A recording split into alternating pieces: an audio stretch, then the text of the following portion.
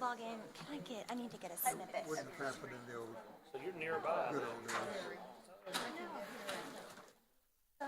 And a wife, a spouse of a member would not be a political activist either. No, no.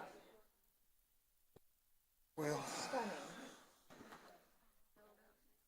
You work? be careful, you sound like a Democrat. Sorry, I'm yelling. You're fine. Certainly not a member of this. The one that today, Are you snipping?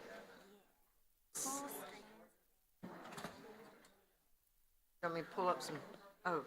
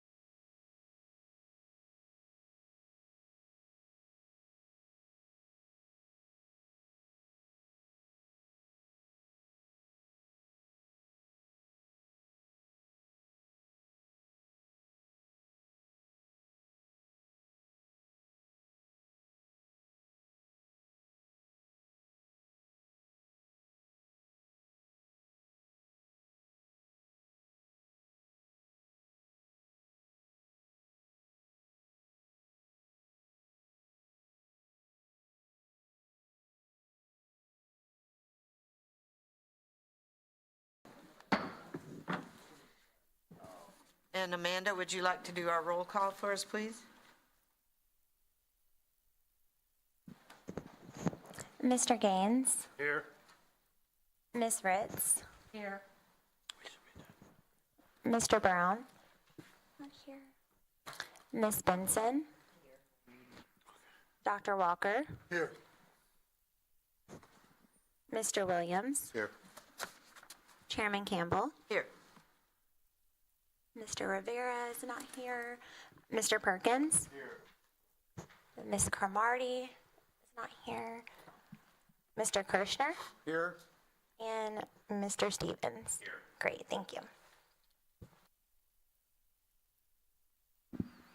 Thank you. And Mr. Kirschner has offered to do our invocation and pledge today, so please stand.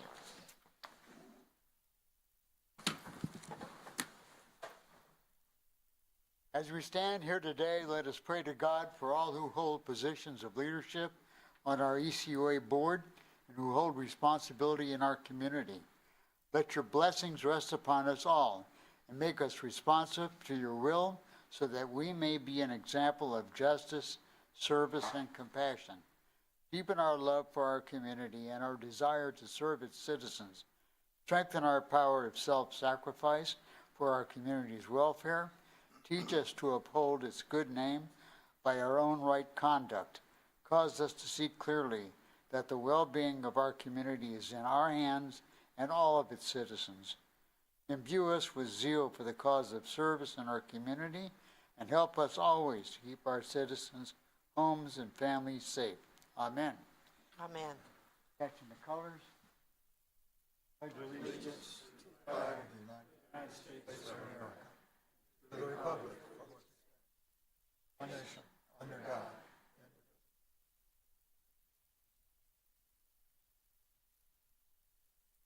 Thank you very much, Mr. Kirschner. Yeah. Thank you. We move now to the adoption of agenda. Does anyone have any additions or corrections to make? Nope. Can I get a motion? Pretty easy one to follow today, right?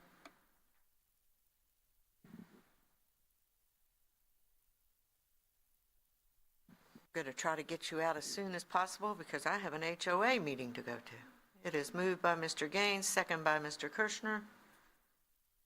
Please vote.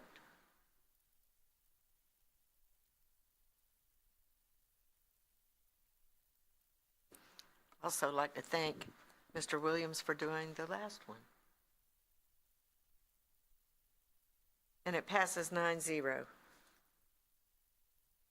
We move now to open forum. I have no pink slips and I see no one in the audience wanting to speak. So we move now to our presentation. This is one of the most important parts of our budget to me, our capital improvement program. And here to explain it to you in engineering terms is Stacy Hayden. Thank you, Mr. Hayden. Madam Chair, can I say just a few Yes, words of sir, you introduction? may. Yeah. Before Stacy starts, just a reminder that this is our fourth in a series of 4 budget presentations. Had 3 last week, and then the one again here tonight. The subject of tonight's presentation is our capital improvements program, which is our large capital investments that we make. What will follow in June will be bringing the full budget back together as a package. Also, we bring you an update on the MRF program, as you remember Wednesday needing to make some amendments and changes there. In the month of July, we'll bring back to you a preliminary rate setting resolution, and then in August, the final rate setting resolution. There has to be a 30-day window of time between when we first discuss rates and then when we actually vote on rates. So tonight is not a time, we're not making as part of our presentation any time for making rate recommendations. That's not until the following month. Right now, it's just the capital improvements program.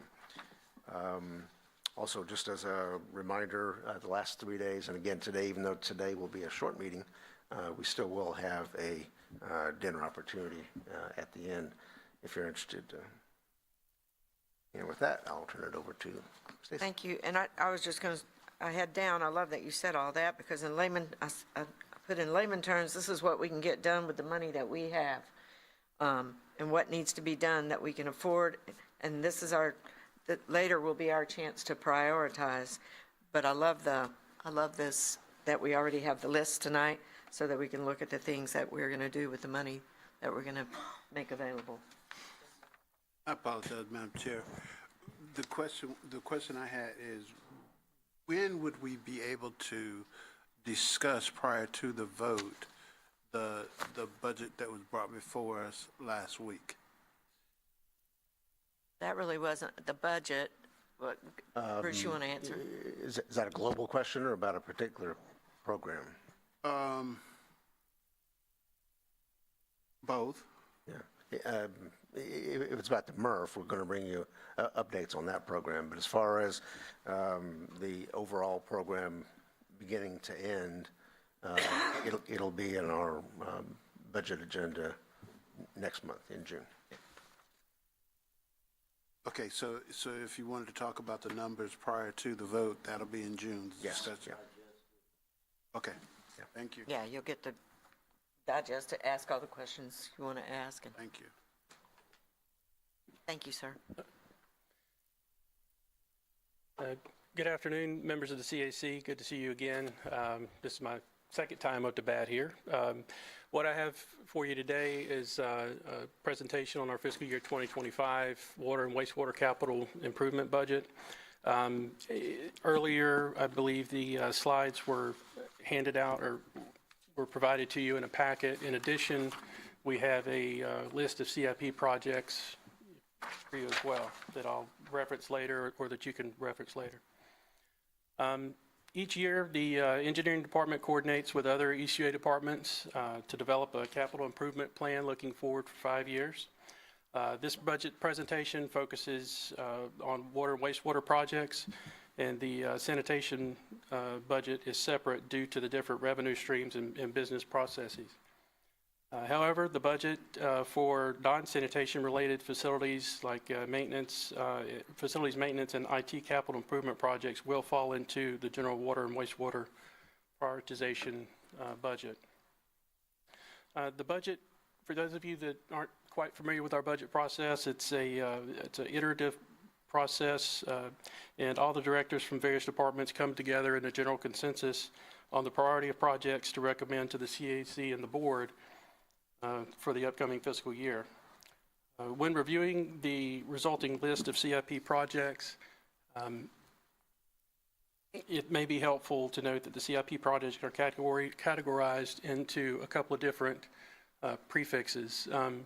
C and R, if you notice on your prioritization or priority list, there are some projects that are listed as new under the project code, but as you go down the list, you'll see a C as a prefix, and if you go further down, there's an R as a prefix. Basically, that is, C is for capital improvement projects, and R is for repair and replacement projects. And then the letter following the prefix identifies the functional program area. The A is for general project, I is for inflow and infiltration, R for utility relocation, S is for wastewater for sewer, T is for sanitation, and W is for a potable water project. Can you make, you did give us a copy. Okay, perfect. Yes, ma'am. Next, I'll give you a little bit of an overview of ECUA's water and wastewater systems. Start out with the backbone is our customers, and we have approximately 102,000 water customers and 82,000 sewer customers, and that's based on the 2023 annual comprehensive financial report. We have over 1,300 miles of sewer pipelines. That includes gravity and pressurized pipelines. Over 1,700 miles of water distribution pipelines, and we say it in miles, but when you put it in feet, that's 16 million feet. I normally have a map that goes with this, but if you can imagine from Pensacola to New York and back, that wouldn't even cover the distance in how many feet of pipe that we have or miles of pipe that we have in our system that our regional services department has to maintain. We also have approximately 400 lift stations, sewage pumping stations. We have 31 wells for potable water. We have 3 water reclamation facilities that treat the wastewater. And we also have the buildings, computers, rolling stock, all that necessary to maintain our water system, collection system, lift stations, and wastewater treatment plants, et cetera. So the prioritization process is the ECUA staff's attempt to balance capital improvements we need to do to promote the quality of life and provide water and wastewater in an efficient manner. That is what's directed in our ECUA mission statement. As you can see on the slide here, there are quite a number of things ECUA needs to do, such as utility relocations, water replacement, compliance with regulations, and adjusting for increased cost. On the other end of the balancing pole, we have those things that are important to the organization, but sometimes must be delayed so that we can maintain our current assets. In addition, and these are, namely water and sewer system expansion. In addition, while we do monitor the proposal of new regulations, the unknowns can be very difficult to plan for and keep an adequate contingency budget. Occasionally we have large pipelines that break. We have compliance with new regulations. That's a big one for us for this year with the lead and copper rule. And we have some other, Senate Bill 64, which has to do with the effluent discharge of our water reclamation facilities. Due to the aging of the water and sewer system outpacing the rate of replacement or rehab, the reliability of our system is decreasing at a higher rate. We're prioritizing our water sewer system replacement based on breaks or overflows rather than proactively replacing them due to age. As you can see here, draw attention to the graphic, but miles of pipe exceeding the life expectancy. Right now we have well over, I believe it's 350 miles of pipe that it exceeds its life expectancy of 75 to 100 years. The rate of replacement, last year I believe we replaced 3.7 miles, and this year, if this capital budget is approved, we're looking at hopefully 4.5 miles of water main replacement. At the current rate of water main replacement, we will not replace all of the over 350 miles of the already antiquated water mains until well over 100 years. And in 100 years, the pipe that we have today will be over 100 years old.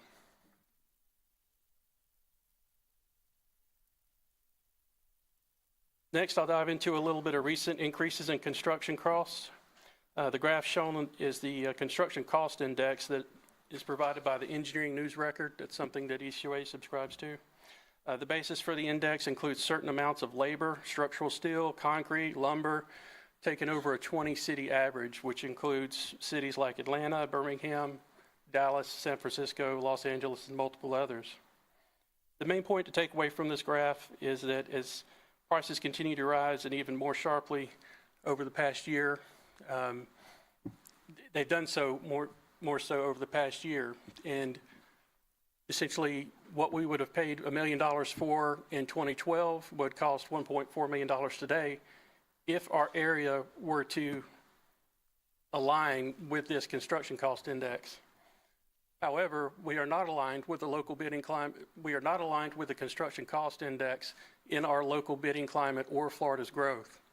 Some comparable projects that we have, gotta take my glasses off here for a second, we had a ground storage tank that was bid in 2019, and the price was $1.16 million, and then we had another equivalent in size ground storage tank bid in 2023 for $2.6 million. Similarly, we had a well that was bid in 2018 for $1.1 million, basically the same kind of construction for a well. In 2023, we had to actually go get quotes, and we're quoted at $3 million. We had to get quotes and ask contractors to bid because when we first advertised the project, we didn't get any bids on the work. So that kind of drives up the price too. Another couple of examples are the Escambia County Beach Haven project. As the board and CAC knows, that that project was bid 3 times in an attempt to get lower bids, but in actuality it did increase quite a bit. And lastly, our lift stations that we typically would replace or a developer station, which would have cost about $600,000 prior to COVID, are now about 25% more than what they were back then. So it's costing developers, it's costing ECUA more, and that's just the fundamentals of it and what you should take away from this slide. The next is a CIP budget overview for fiscal year 2025. Our initial request, or I should say, when all the directors submitted their projects, we were looking at over $60 million for CIP projects for replacing piping, wastewater treatment plant upgrades, and the like. The $10 million of it is for the projects to address the DEP consent order, or to be in compliance with the DEP consent order. Those are things like rehabbing our sewer system, replacing pump stations, replacing pipelines, and that kind of thing.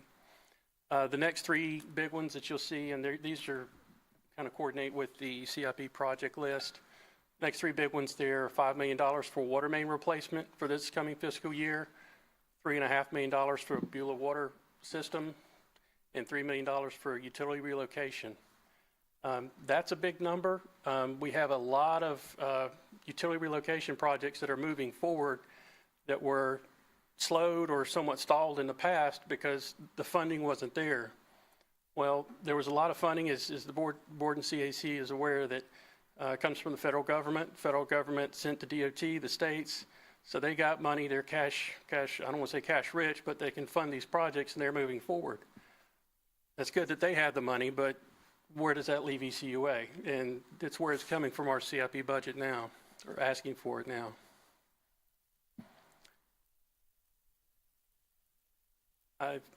On the next slide, I've broken down the budget CIP ask per department. You can see that 26.9, let's just say 27 million is dedicated to to the engineering department. And I want to say, 21 million of the 27 million listed there were those 4 projects that I just listed for the relocation, sewer rehab, et cetera. The cost between the capital improvement projects versus the repair and replacement projects, the capital projects are in the $12 million range, and the repair and replacement projects are $31 million. And I should also note that as we were going through and prioritizing our projects, we realized very quickly that the water operations side of our house has to deal with the PFAS regulations. In other words, what are we going to have to do to our wells to install treatment to adhere to those regulations? And that's a sizable number. What we did is we essentially took those projects out because we do have a legal settlement that we anticipate that we'll get some funds for that would pay for those projects. And so they were taken out of the budget. And so that's what you're left with here. Our budget is, we're asking for this year is $43,170,000, and that's, $170,000. And that's on the, again, on the CIP project list. However, typically ECUA, we funded between $30, $35 million, and we knew that we couldn't fund the full $43 million worth of projects that we were listing. So to try and get down to a reasonable amount, we are requesting that money be pulled from other projects that have been completed or sewer expansion projects, such as the Airway Stockdale project that did not move forward. Another project was the Navy Point Phase 4 and the General Sewer Expansion Fund. That would equate to roughly $5 million of those funds from other projects. In addition to that, we're going to be using impact fees for our water system that equate to roughly $4.4 million. And then by taking those two figures, deducting that from the 43 million, we get down to a much more reasonable number of about $32.6 million.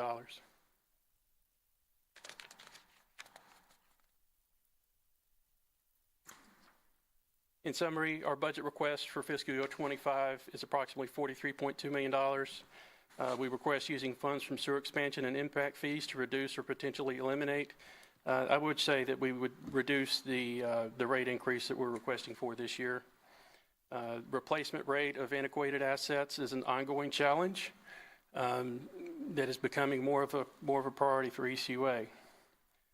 Construction projects to address PFAS are not included with this budget, but it does include some engineering design for some of the wells. ECUA is expected to obtain funds from legal settlements to fund the cost of materials and construction, and the ECUA staff will request a budget amendment at the appropriate time or at a later date.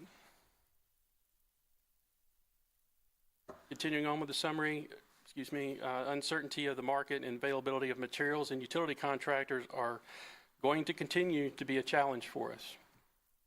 Some projects actually are being split into phases due to cost of the project overall, contractor availability, and other needs.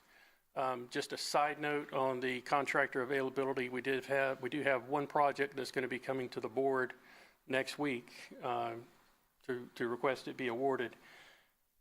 That is about a $4.3 million project, and we only had one bidder. We checked with a lot of our other contractors, and the point common among all of them were that they were too busy. They couldn't get to the project. Other factors I should note this too, is that it's all nighttime work. And because it is all nighttime work, that drives up the cost, but we still had a very conservative cost estimate on that project. I want to say the cost estimate was $3 million, and it's coming in well over 4. And last on my summary here is that the construction cost index has risen slightly nationally, but it's not reflective of construction prices in Florida, in our area specifically, which has increased much more than the index itself. So with that, it's a very brief presentation. I know it's going to take a lot to mull over and review, but at this time I'll ask if you have any questions. I'll start with Mr. Williams. Yes, thank you, Madam Chair. Did you say you are talking about canceling the sewer expansion program for Stockton and Airway? What we're doing is reprioritizing the funds for it. We're not going to cancel the project right now, but there was not the interest from the residents there to move forward with that project, and so we didn't award it. I think the cost per connection was extremely high, making the project not very feasible or not feasible. We're not canceling the project, but right now that's I would say very carefully that project falls in a strong, important important want for ECUA when we have needs for antiquated water lines and stuff that we need now. We didn't have money for that project to fully fund it to begin with, and so we were looking at Inslee area. We're going to submit a survey to those residents there rather than focusing on Airway Stockdale. We're looking at West Inslee, which is nearby Airway Stockdale, per your direction, and we're going to submit a survey for those residents and see if we want to do a plan for a sewer expansion project in that area. Once we have the interest determined, we could then go to DEP or elsewhere to see if there's any grant money to help cost share with that work. Airway is West Inslee, correct? It's for the CRA area. I don't have a map here to show, but it is east of it's on the eastern part of the Inslee area from a CRA mapping perspective. They're right next to each What is the west side? What is the west side of Inslee? So the west side of Inslee would be near Highway 29, the old Palafox area, north of Johnson, other. I see. if I recall. So, Okay, and I don't recall us doing any follow-up with residents to determine their desire for the sewer expansion program. So you're telling me we did do some contact with residents in the area, and it was determined that they didn't want sewer expansion? For the Airway Stockdale area, we got some feedback saying no, they did not want the sewer. I can't remember the results, but it was a very, no one answered our letters and things that we sent out, or letters and mailers that we sent out. We do have some mailers prepared for West Inslee that I would like to get in front of you, since that is your area. Yeah, because this is the Send first those I'm out hearing for about West that, Inslee. So This is the first I'm hearing about any kind of survey that was done in the area. it was done a while back. It's probably before you came on. Yeah, because I know we were talking about contacting residents and doing a town hall in the area based upon the last presentation, and we have not done that. So you're saying the feedback you received was before? Yes, sir, that's correct. We had, digging through our files, I did find some work that was done even before my time, slightly before my time. goodness. So, yes, sir, there was While I was on the board. an effort. So we find this information occasionally when we're looking through our files, but yes, sir, So there what was is, a. when is that dated? That information is dated? I'll get it to you. I don't recall the date on it. Yeah, I so- think that whole demographic has changed in that area where there's a lot more growth. I don't know if those same people are the same people who would respond today. So, Inslee is a priority of mind and at least like to get every effort to know that the people do or do not want sewer expansion in the area. And so before we completely say no, because we have funds, as I understand it, for that project. We have $900,000 for the Airway Stockdale project. That's all? When bids, yes, sir, when bids came in, I mean, we had some money left over in our general sewer expansion project.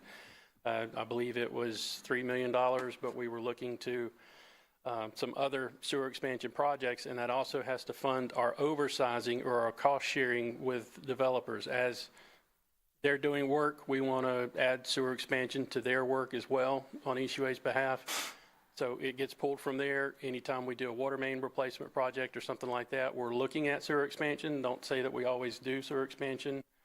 And anytime we do a utility relocation project, we're always looking for ways to expand our sewer system there as well. But we do want to try to get, gauge whether the residents are interested.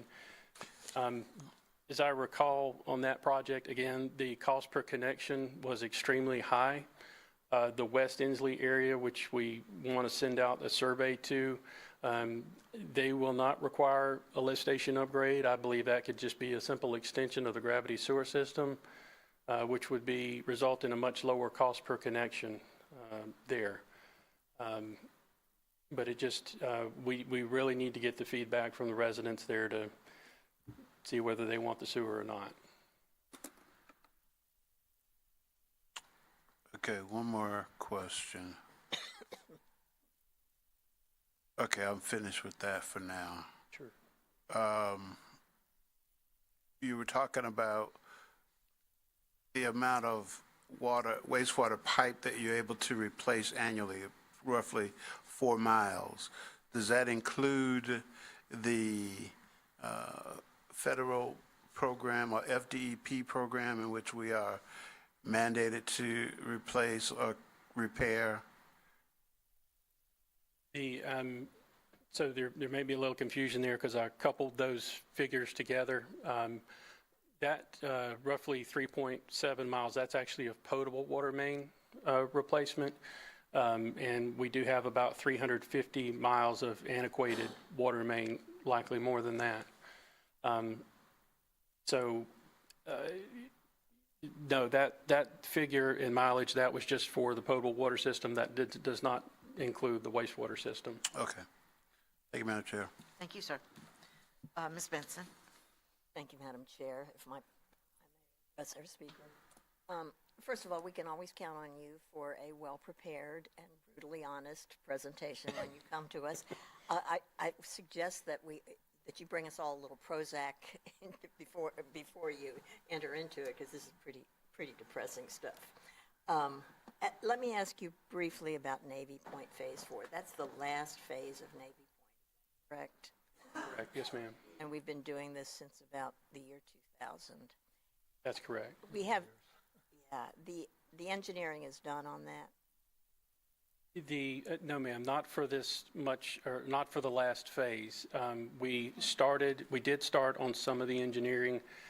That project is being placed on hold because the county and ECUA are going after grant funds for the entire, the much larger south, what we're calling South Beach Haven area.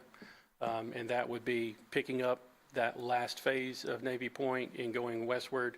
I believe it's well beyond the intersection of Gulf Beach Highway and Fairfield. So it's going to be a much larger area, but because there's a lot of stormwater drainage associated with the county's work in that Navy Point Phase 4B area, it would really make sense for us to wait and also to hopefully get grant funds to do the work. So that's unfortunately why we were holding on that one. We would really like to move forward with that too.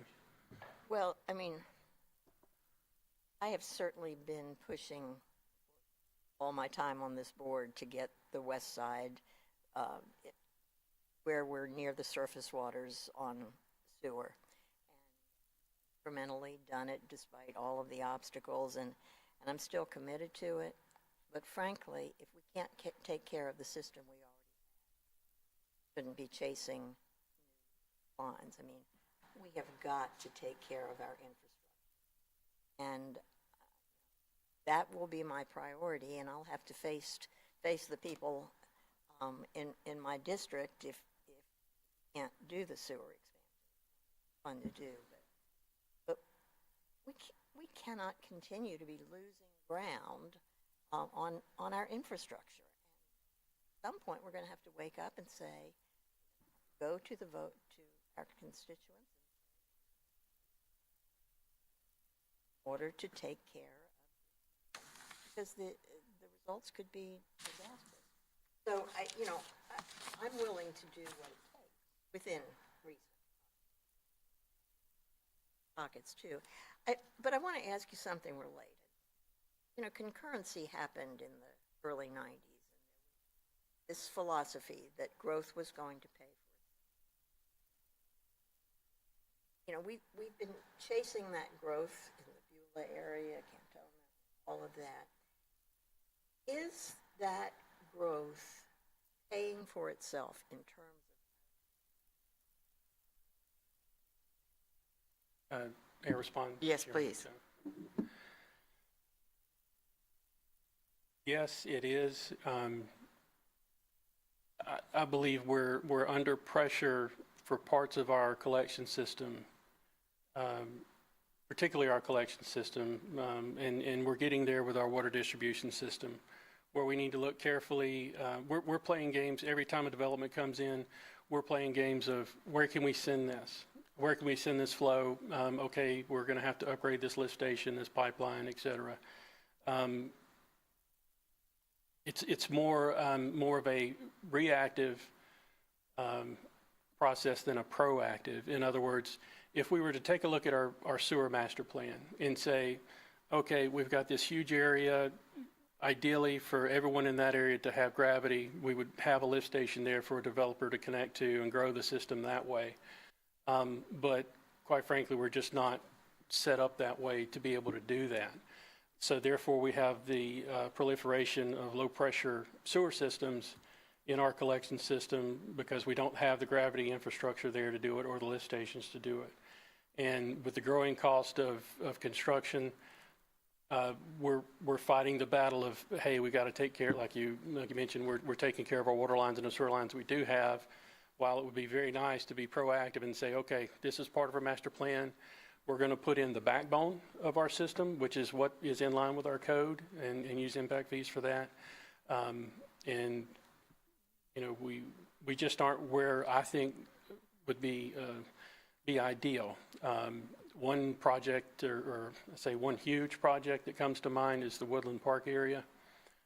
That's a proposed development, large development, north on Highway 29, north of Muskogee Road, on the west side of Highway 29, actually north of Quintet Road. To serve that customers, when they come in, we're going to have to upgrade the backbone of that system, or that's our force main, and that's going to be a substantial cost because we'll have to run it north on Highway 29, come in through the north side of our plant, and from that, it'll branch out and be able to pick up these other developers. But that cost, some of it will be borne by ECUA. Most of it would be borne by that developer because they're a huge customer. I want to say it was 4,800, 4,500 residential units, and that doesn't include commercial that may be up in that area as well. So we need to plan for that, and luckily we do have money from our impact fees to be able to fund that when the time comes. We're working closely with the developer now and trying to plan forward. So. I'm sorry, that's a very long response to your answer. To your question. Would you like to continue, Ms. Benson? Yeah, well, I would, thank you. You're welcome. It's not an easy answer to have, so it has to be long and a little bit convoluted. I look at areas that are in the older part of the community, areas like Myrtle Grove and some of the others, where we're not responding to the are throwing away communities to change. And we, meaning we as a society, we as a community. But I want to be sure that we are taking care of of our core areas before we chase growth. If growth pays for itself, that's great, but I want to make sure that because there is a cost to other communities who are in many ways being left behind. Don't want to be built ECUA. And I will tell you that if it takes taking hard votes, I'm prepared to do that. I think we have an obligation to take care of what we have, or we chase more, and that includes sewage expansion. Ma'am. Mr. Stevens. Thank you. And Stacy, just kind of on some follow-up on some of the utilities contractors and some of their singular bid projects, and then in some cases, no bids, as we're having to go back out to some of these folks. You know, and part of the issue is it goes back to us chasing the same demographics of employees or employees in general. Is we're competing against the private sector, and that's no different than these utility contractors. You know, when you're saying I deal with these folks every day, so you know the private sector is competing to have their parcel of land or their subdivision developed all the time. So, you know, and you've only got a handful of developers, so there's not a lot of folks coming in here. Not a lot of folks coming in here doing this. So ECUA is competing against the private sector, and a lot of times the private sector is going to win because they're going to pay more.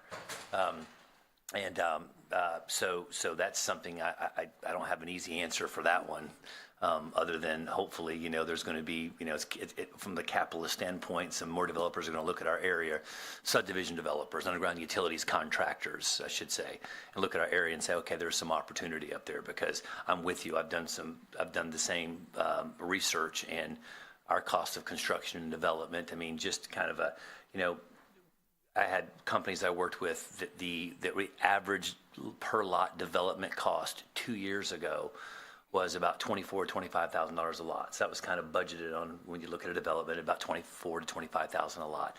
That same lot now is in the mid-40s. In the mid-40s per lot development costs. So to kind of give you an idea, a little perspective on the private sector end, we're dealing with it over there too, just like we are on the public side of the house. And we're competing for the same small group of utilities contractors and so forth. So I don't know what the easy answer is, other than, you know, I think Ms. Benson's on the right track. We're going to have some tough decisions to make, and I don't see it getting any better as far as the cost coming down.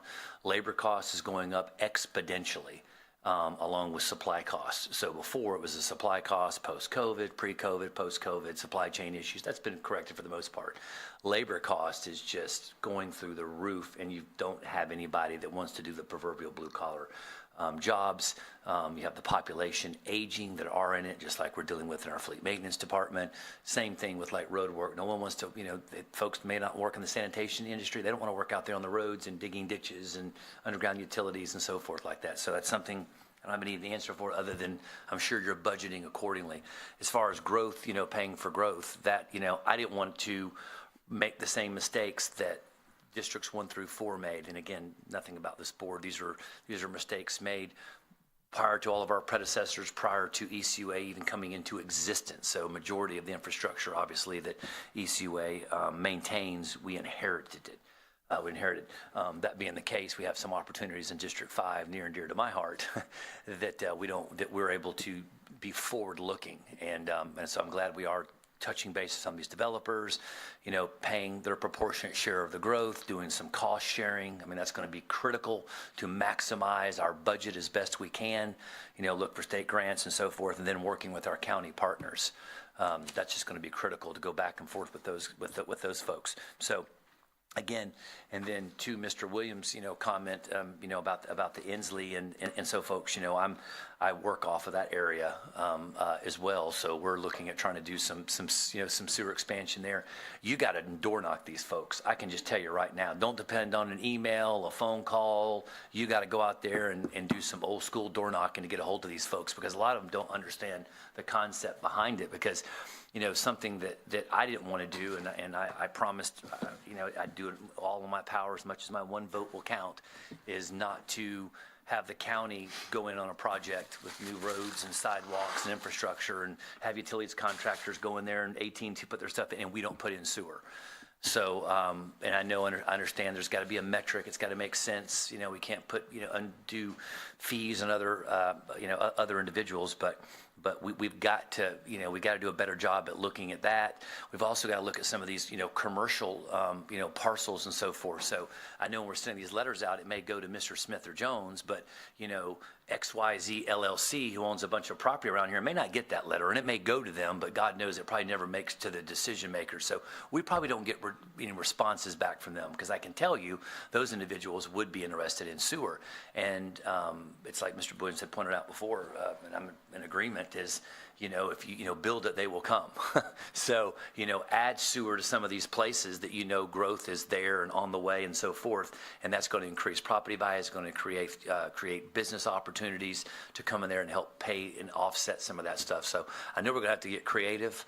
I know we're going to have to get real creative going forward, but like I said, I don't know of an easy answer on the utilities contractors and some of these quotes. I think this is not going to be the exception. I think it's going to be the rule. We're going to continue to be plagued with high quotes from utilities contractors and single source bidders, and I'm glad you're also reaching out to folks, you know, like, hey, Brown Utilities, hey, Chambers, hey, you know, did you happen to see the bid we sent out? I know, you know, and most likely they probably did, and you're getting the response, yes, Mr. Hayden, we did see it, but however, we're busy. But I'm glad you guys are out there, you know, reaching out to those folks, because I for one hate to vote on a single source bidder. It bugs me. And then when I look at your pricing on what it was a year ago and what it is now, that's just crazy. You know, and wrapping up here, that's why I'm even more so on looking at every dollar, you know, because, you know, we may be in a situation where we're going to have to vote for some rate increases, and to Ms. Benson's, you know, previous comment, maybe some painful ones, translating maybe a little higher than what folks may or may not be comfortable with. But it's incumbent upon each of us on this board to look through this budget, look for any waste, redundancy that we can cut through. And that's why it makes that presentation last week, you know, even more difficult as we look about the MRF and we look about some of the actual real cost minus any subsidies and so forth, and we look at that, because that's going to be a real focal point. That's going to be, especially when we're looking at going to the voters, the ratepayers, about potential rate increases, and then we're looking at departments that may or may not be paying for themselves or cost efficient. And if they're not, then we're going to have a real number, which I know you and staff and Mr. Woody are working on getting us some real numbers to go to our constituents and say, hey, if you want it, great, but it's not $3 a month. It's far in excess of $3 a month. So do you want it? Yes. That's what we're going to be faced with, like I said, I believe. So appreciate the presentation, and hopefully we'll have some better answers shortly. Thank you, sir. Dr. Walker. Thank you, Madam Chairman. And capital improvement costs basically have to do with either meeting the demands of expansion, of new growth, or of making up for things that weren't done in the past, in which case you're trying to fill in the holes, like Navy Point. I was shocked to hear, I was surprised to hear that we still haven't finished Navy Point, because I know decades ago we started it. Yes, sir.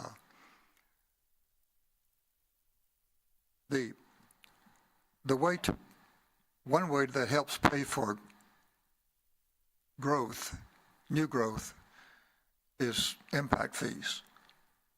And the best way we can cause impact fees to be helpful to us is by ensuring that we're charging and collecting all that we can through impact fees on new growth. That there is a legal and theoretically there's a legal and technical limit on how much we can charge. There's a formula that has to be followed. And we cannot exceed that formula.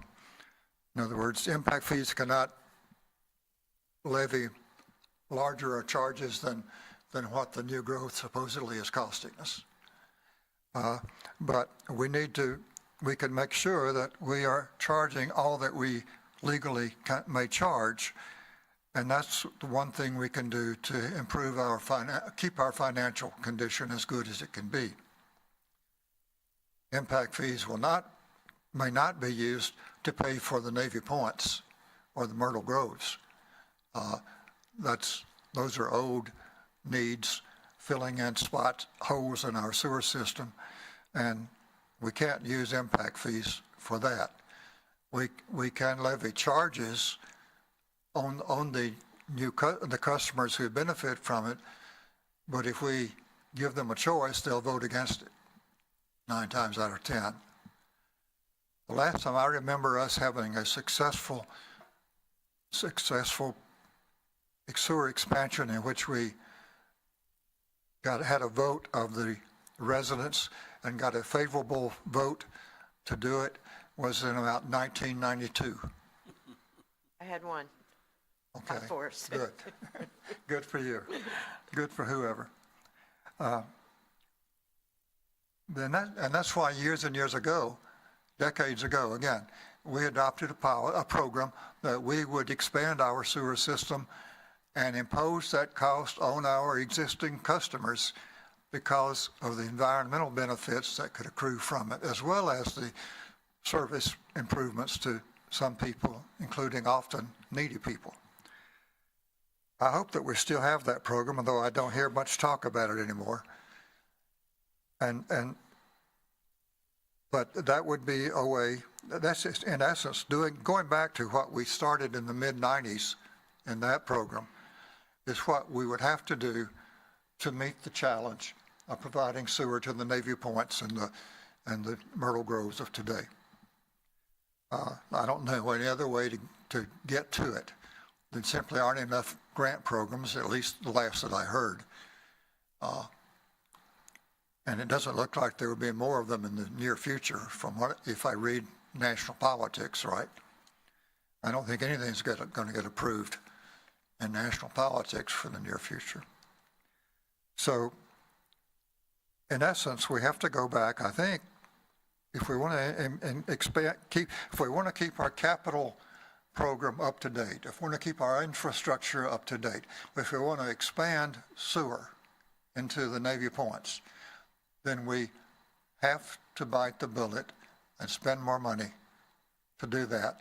And there's only one place basically that money is going to come from, and those are the customers of our system.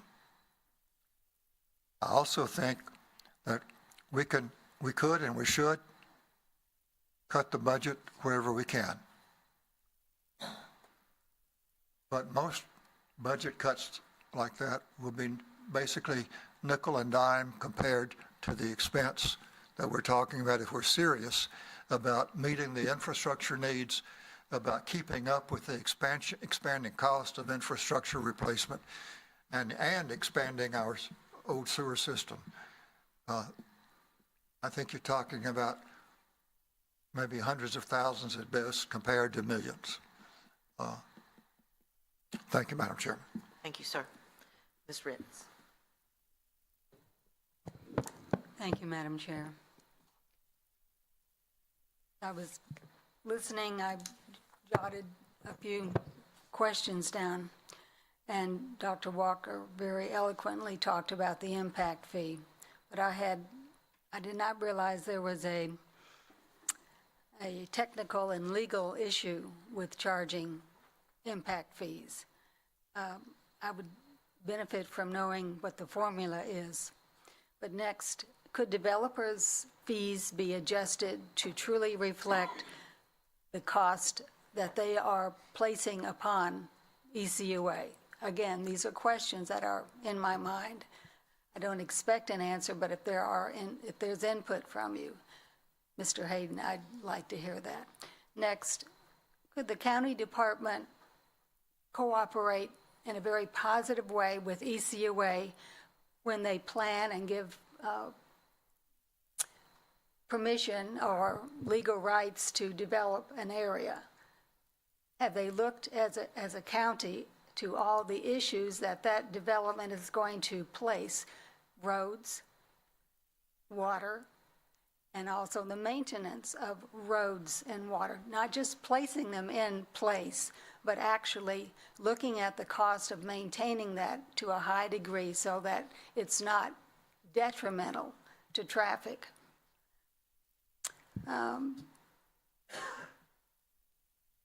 Going back to septic tanks, I often wonder how often families have their septic tank pumped, because that's one way to alleviate problems. But what if they're not having their septic tank pumped regularly? Would they see sewer system as a better choice? I've had some personal experience with septic tanks, and our home is over 50 years old, and it has the original septic tank. So whenever we have it pumped,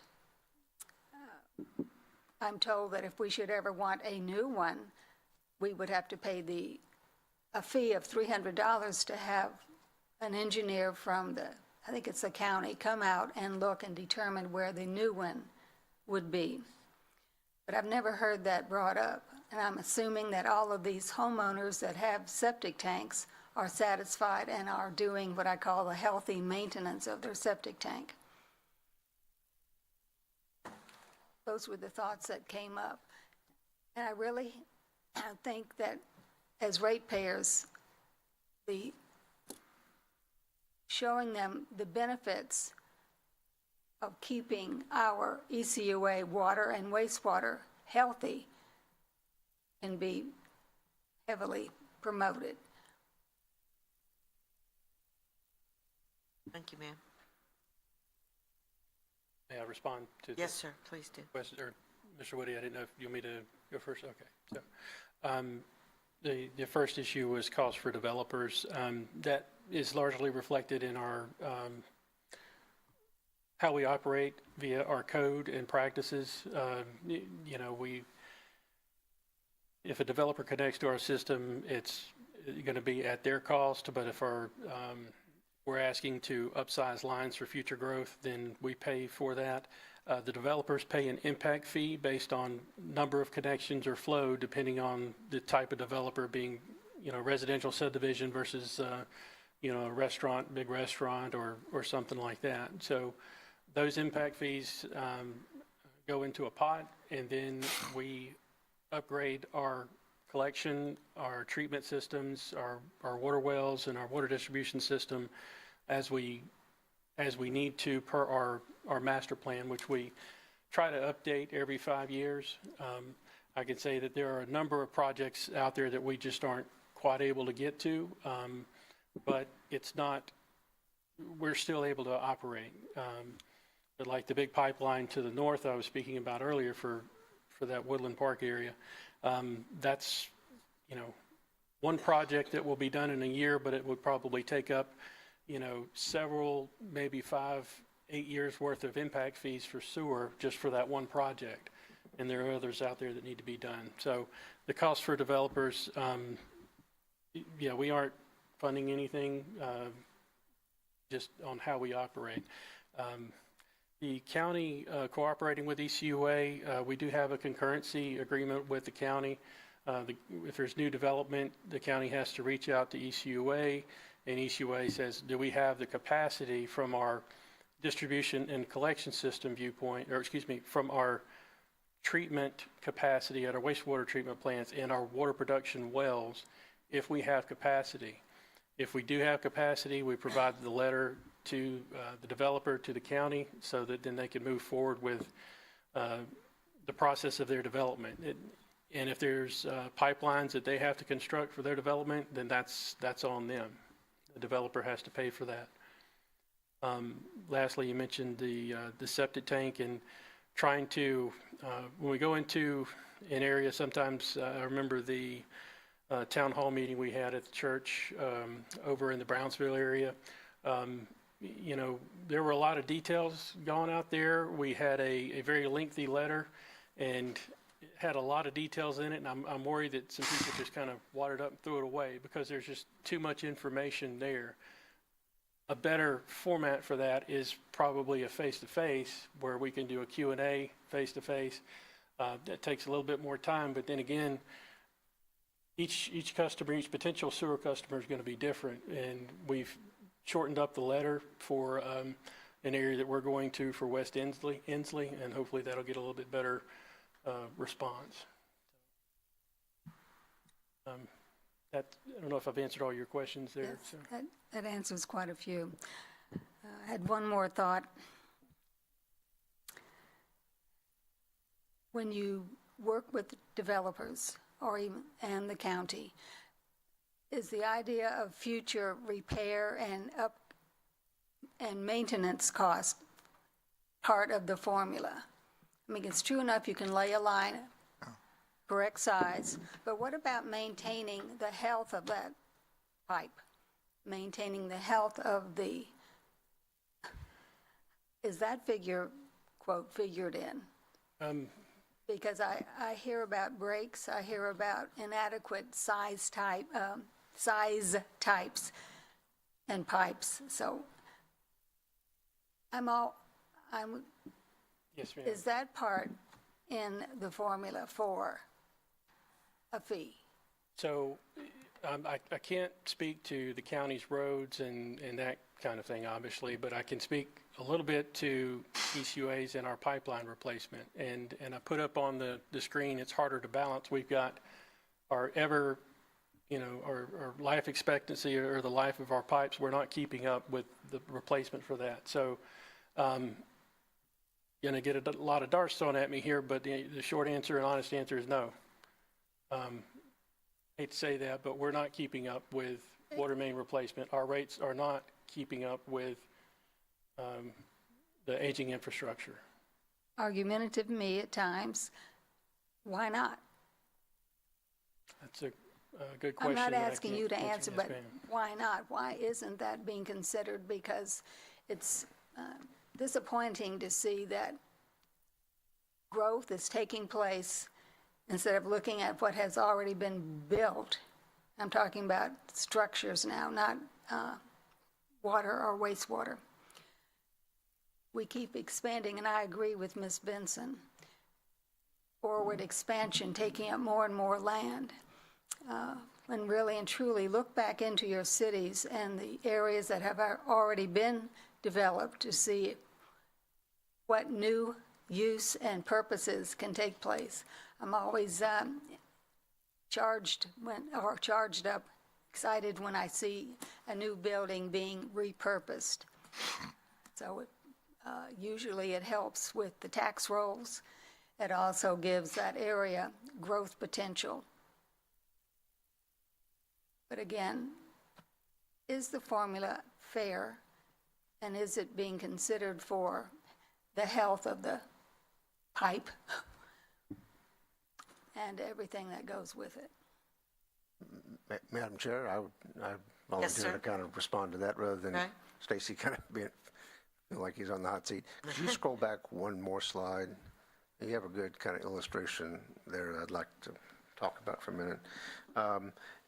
And even Dr. Walker, as mentioned before, there was a point in time when our capital expenditures had a pretty good segment set aside for sewer expansion, septic to sewer type projects, et cetera. But at that point in time, that CIP project list pretty much fell into three broad categories: one of growth, one for maintenance and replacement, and then the other one for sewer expansion and septic to sewer projects and such as that.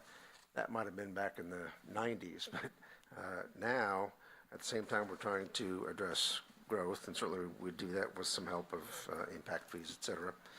Our maintenance and replacement responsibilities continue to grow, given that the system that we have, as it's aging, we're not replacing it fast enough as it comes to the end of its useful life, and that the pressure to deal with that is ever increasing.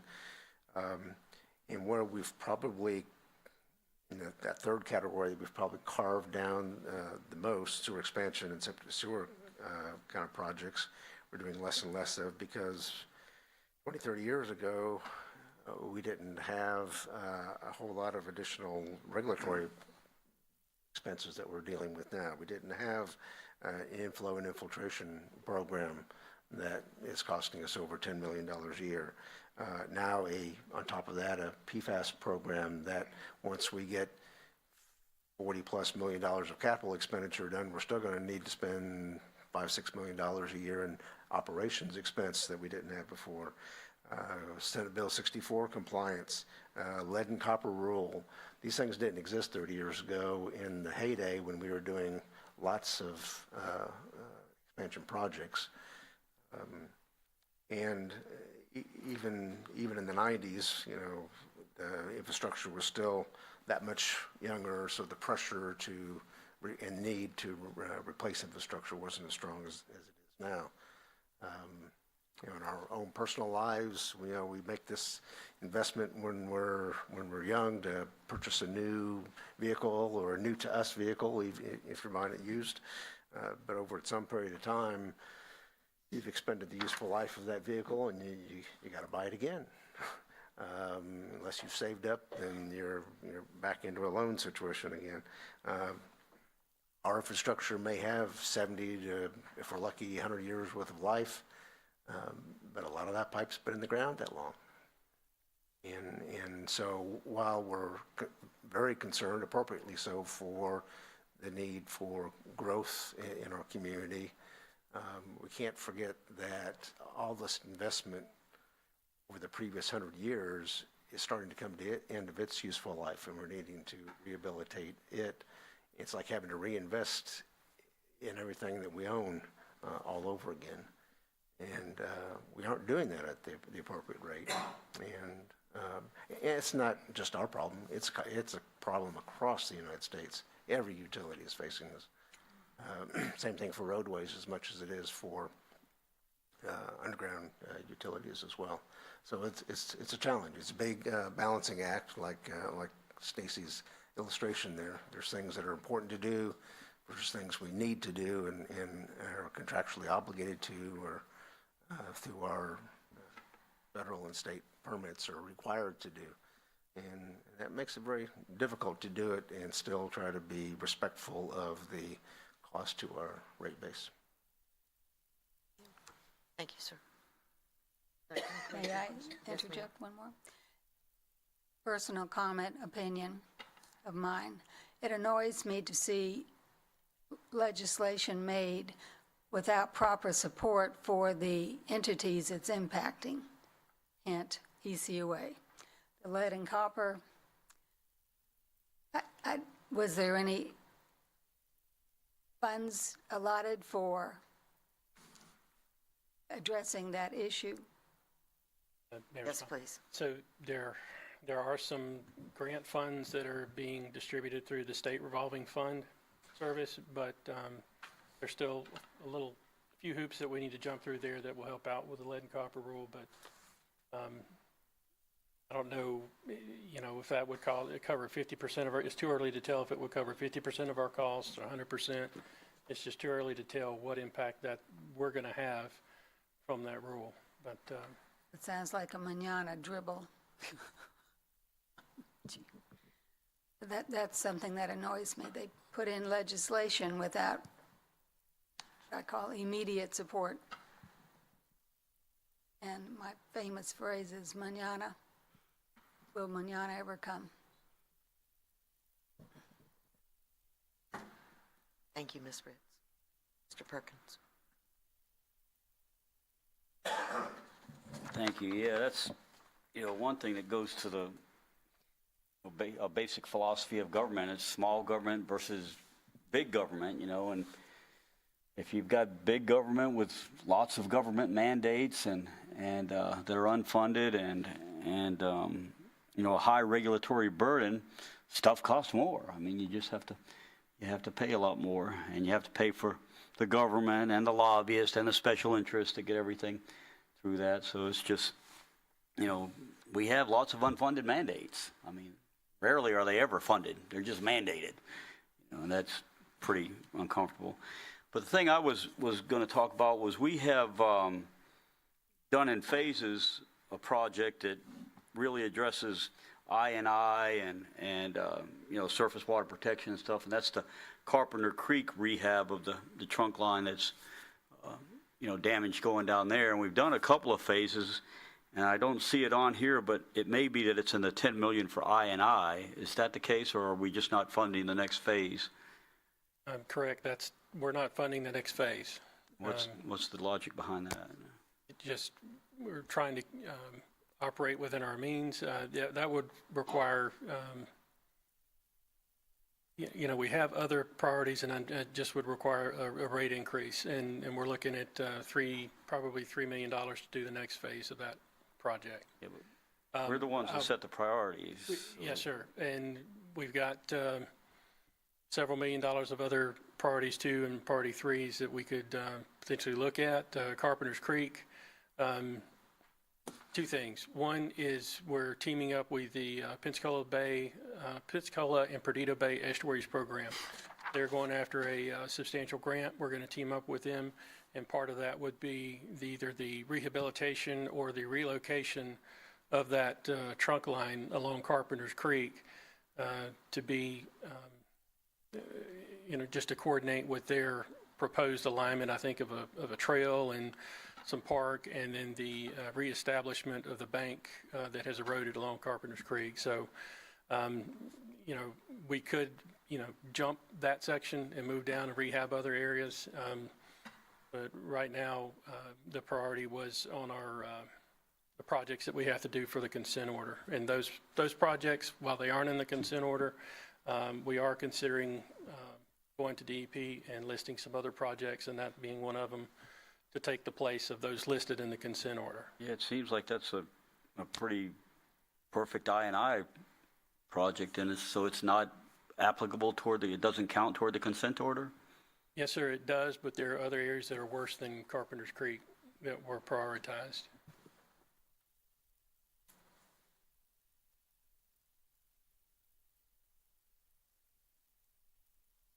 Can I get like a list of those areas or something? Can somebody email me prioritizing? All of us. Yeah. I mean, because that's 3 districts that's a part of, and it flows into Bayou Tahar, which flows into the bay. I mean, that's a lot of stuff.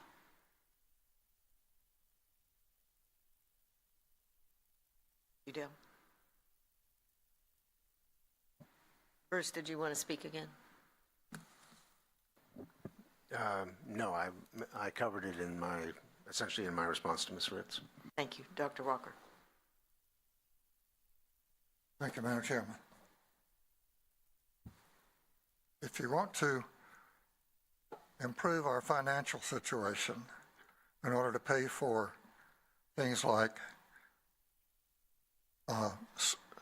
sewer for old neighborhoods, I can think of 4 ways that ECUA could increase its revenues or its financial picture. One of them is perhaps the most basic, the oldest as a policy, is the so-called backbone financing policy approach.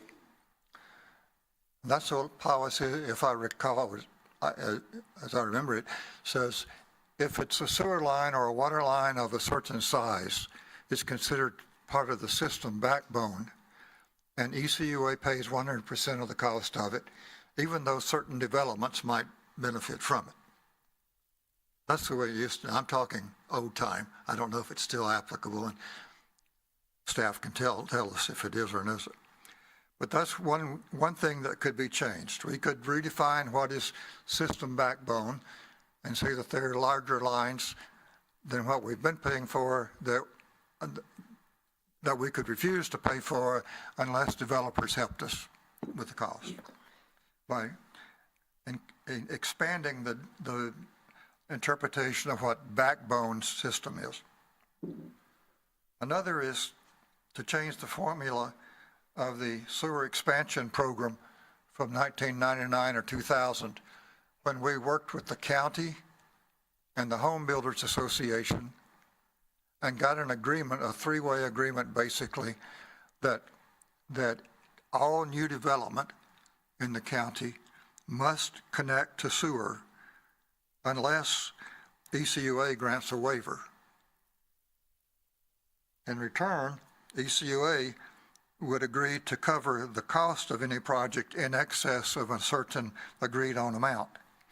So, for example, somebody building a single house could be required to connect to sewer if ECUA required it, unless ECUA granted a waiver.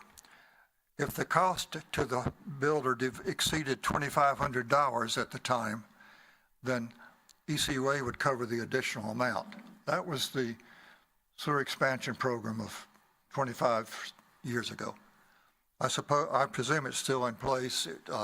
Again, staff can tell us.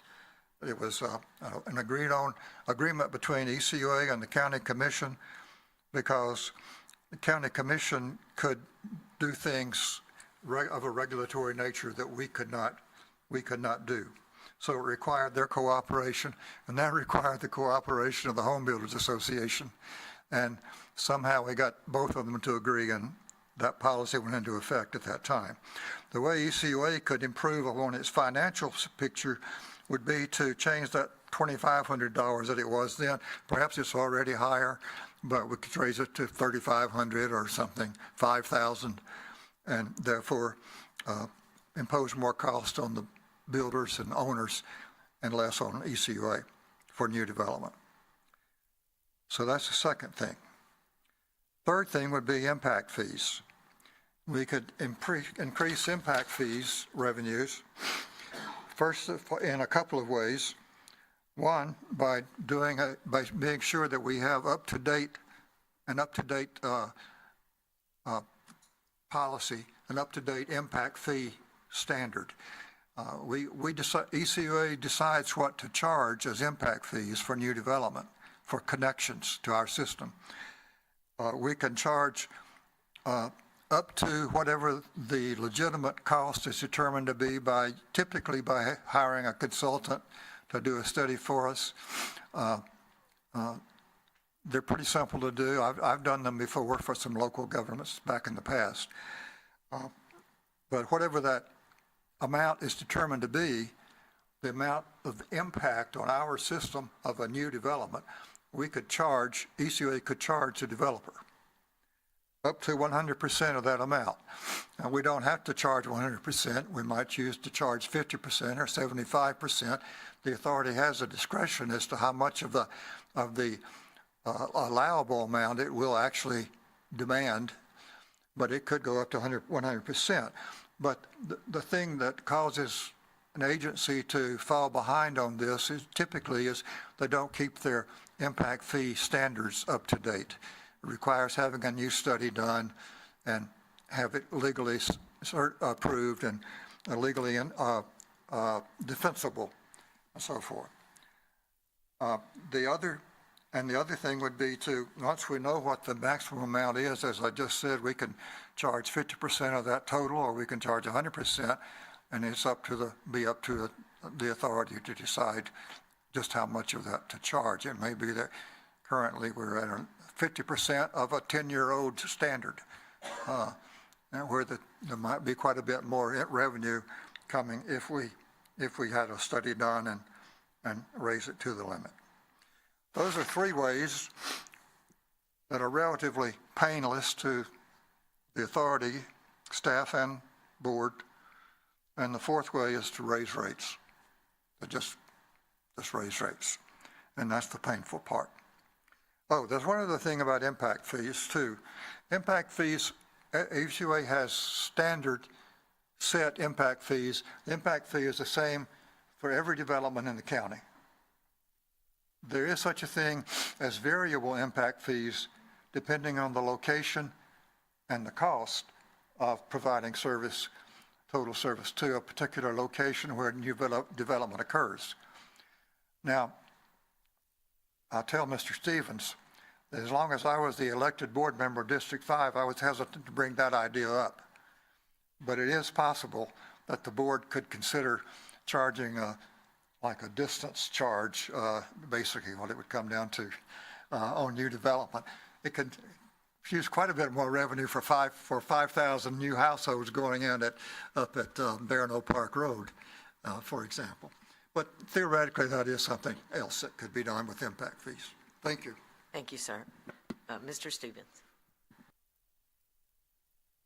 Okay, so Ms. Do you want to respond to this? Yes, ma'am, and throw it over to Mr. Woody, too, in case he has any things to add. Regarding the, I guess the second item was the county and the HBA and ECUA coming to an agreement on what we call the septic tank abatement program. Yeah. That still is in existence, wherein Wellline Road is the northern limits of that program. And I believe the amount is $4,000 to $5,000 now at the time. The problem with that is if you can put in a septic tank for $4,000 or $5,000, good on you. Those things are running $9,000, $10,000. South of Wellline. Was it the septic tank abatement program is south of Wellline Road? Yes, sir. But south of Wellline Road, the property owner has to connect to sewer unless ECUA grants a waiver. Correct. And then if ECUA does not, has the option under the septic tank abatement program to pay the difference, that $5,000, say it costs the developer $10,000 to put in a sewer system and connect to ECUA, $10,000 per lot. But our septic tank abatement program says that, okay, anything in excess, I'm just going to throw out a round number of $5,000 per lot, then ECUA would have to pay that difference to the developer to force them to connect the sewer. So if the developer wants to connect the sewer and ECUA wants to pay $5,000 per connection, then the developer has to connect the sewer. It's required then to connect the sewer, but ECUA has to pay if it's over that, the $5,000 amount.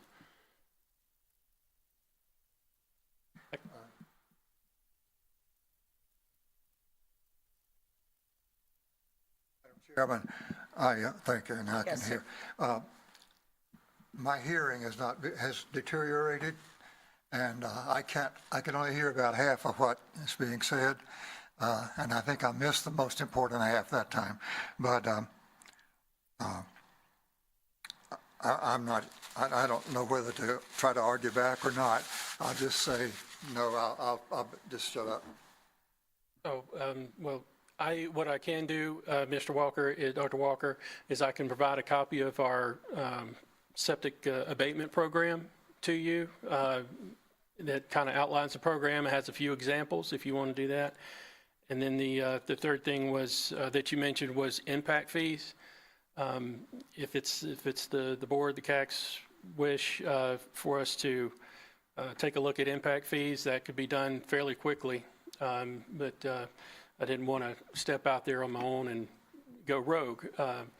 But yeah, that could be done. We could do a study. The study has to be done within 1 year of proposing the impact fees.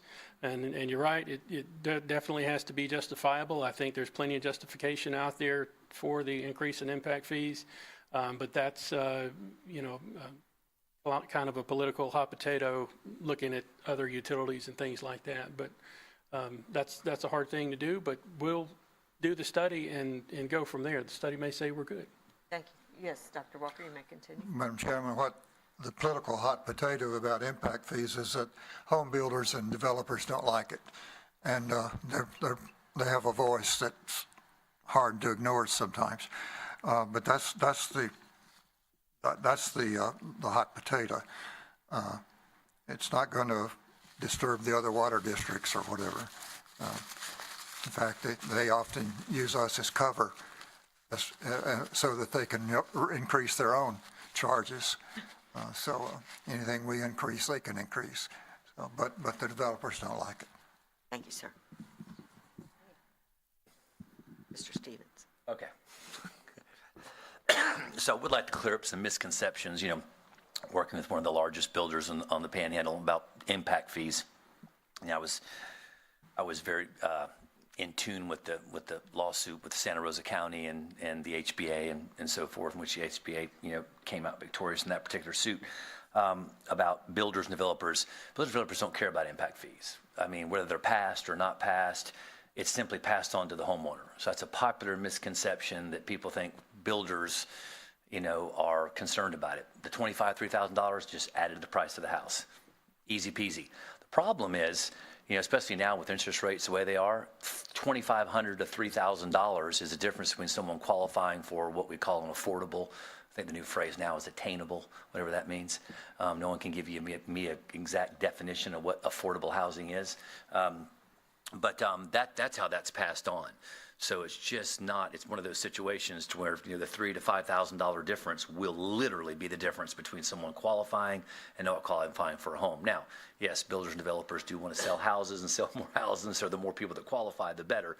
But there's so much more to that concept of impact fees and concurrency and, development, paying for development. As I'm glad you pointed out, Mr. Hayden, that developers, are in fact, paying for development and new lift stations and infrastructure and so forth.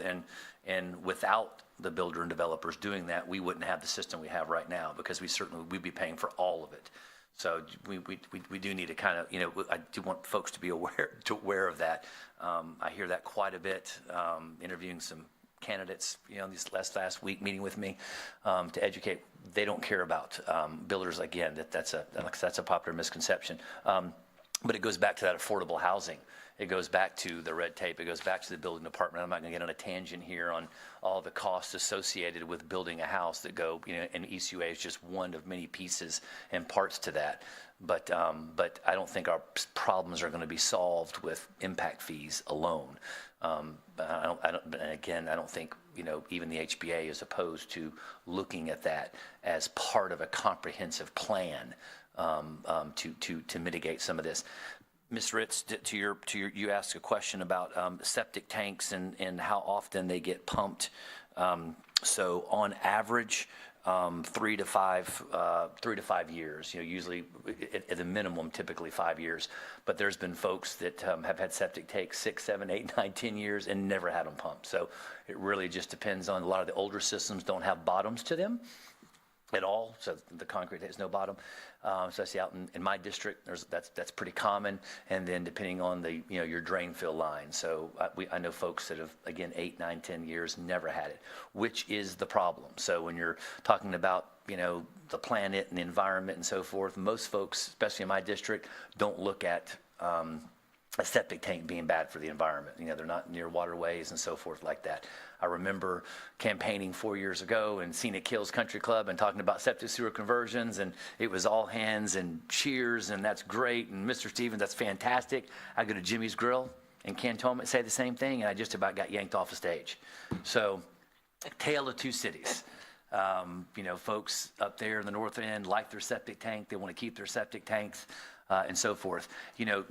Speaking to, what Mr. Williams was saying and Dr. Walker was saying about, we've got to have some type of median on what's good for the greater good, in the more words of, Mr. Spock, the needs of the many outweigh the needs of the few or the one. So we got to come up with something and especially in Mr. Williams, district where there are more densely populated areas like Brownsville. I still drive through areas, and I'm sure my fellow board members do, and I'm like, I cannot believe that building or that commercial is on septic. I cannot believe downtown or Brownsville, that's on septic. Are you kidding me? I mean, so there's got to be some median, and I understand, MSBU's. I'm working on some projects right now and trying to communicate with staff on some areas, and I know we try to get 2/3, by and large, and I understand that's the metric, and 50% may not be big enough, and heck, we'd like to get 99%. But at some point, I don't know if this is going to be a board decision or something we need to discuss at a later time, or maybe staff can look into it. But we may have to come up with something to say, look, we're only getting 50% approval. And honestly, the only reason why, by the way, that someone doesn't want to switch from like septic to sewer is the cost involved. I mean, that's it. I mean, no one's going to sit there and tell you, well, shoot, I want to keep my septic tank. I mean, by and large, and there's some folks. I got some folks in my district for sure, regardless. But by and large, it's just cost prohibitive. Letters are going out right now in Mr. Williams' district, and in some parts of my district, other districts, on giving them the option of making the transition. But it's that money that they're looking at, that upfront investment, and if it ain't broke, don't fix it mentality. that is precluding people. But I think if it was free, which I understand we can't do that, I think everybody would say, yeah, sign me up. So we've got to look at something on this board to say, look, we know we've got to get away from septic systems. We know we've got to make that conversion. It is painful, much like discussing rate increases, but there's got to be something. Maybe it's lot size, maybe if it's under a quarter an acre, maybe if it's in a densely populated area or something that we say, look, folks, we're going to help you as much as we can, but you're going to have to make the conversion. You're going to have to do it. When we're doing infrastructure improvements, the county and state are doing infrastructure improvements, we're going to have to jump on the bandwagon and piggyback off as much of that as we can. And you may not like it, but your houses are right next to each other. You can reach your hand out and touch it. It's a small area. You're going to have to make the conversion, because eventually you're going to make the conversion. And as these areas start changing demographics, as Mr. Williams alluded to, is, let's go back to some of those areas you guys went to a few years ago, because it's different folks now.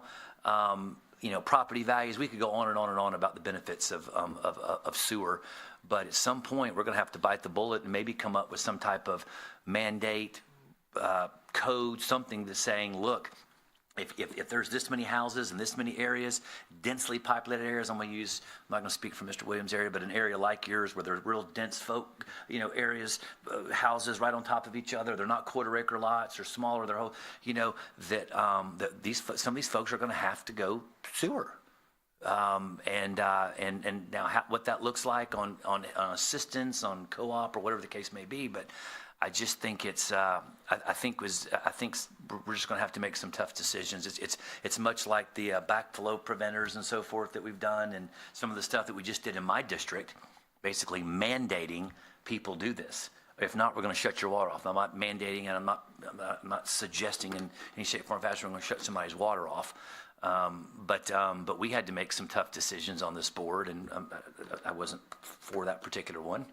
But nonetheless, we basically mandated, especially in my area, which is the largest for outside wells and irrigation systems, that they had to either provide us documentation or get the inspection, or else there would be consequences. So we may be in that area. We may be in that situation in not all of Escambia County, but parts of our customer bases where we have densely populated areas that are still on septic, and it's going to be, and whether they want to do it or not, we're going to have to come up with something to make it beneficial to them, or financially, or carrot or stick or something. So I just wanted to mention that, because we're getting to a point now where we're sending out letters and we're getting minor stuff, and now we're taking money from this area that we know needs conversion. I think we're just kicking the can down the road. We may need to discuss policy at some point on what that looks like, on saying, look, you're going to have to make the conversion. Anyway, that's all I have. Thank you, sir. Do you want to respond? I'm not sure if there was any questions for me to respond to. So. Okay. Mr. Woody?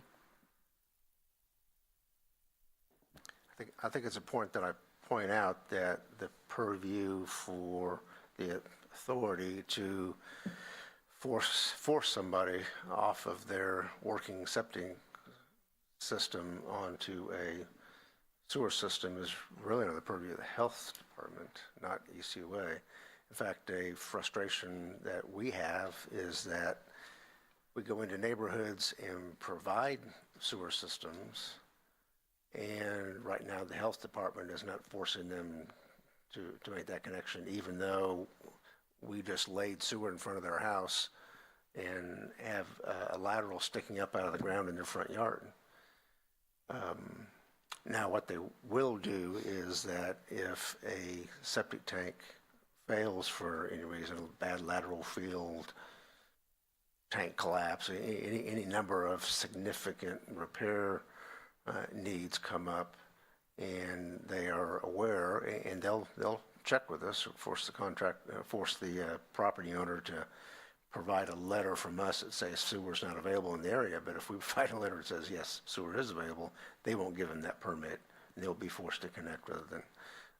But right now, the health department is letting an existing working septic tank to continue to operate, even if we've just laid brand new sewer right in front of their house. Thank you, sir. Mr. Perkins?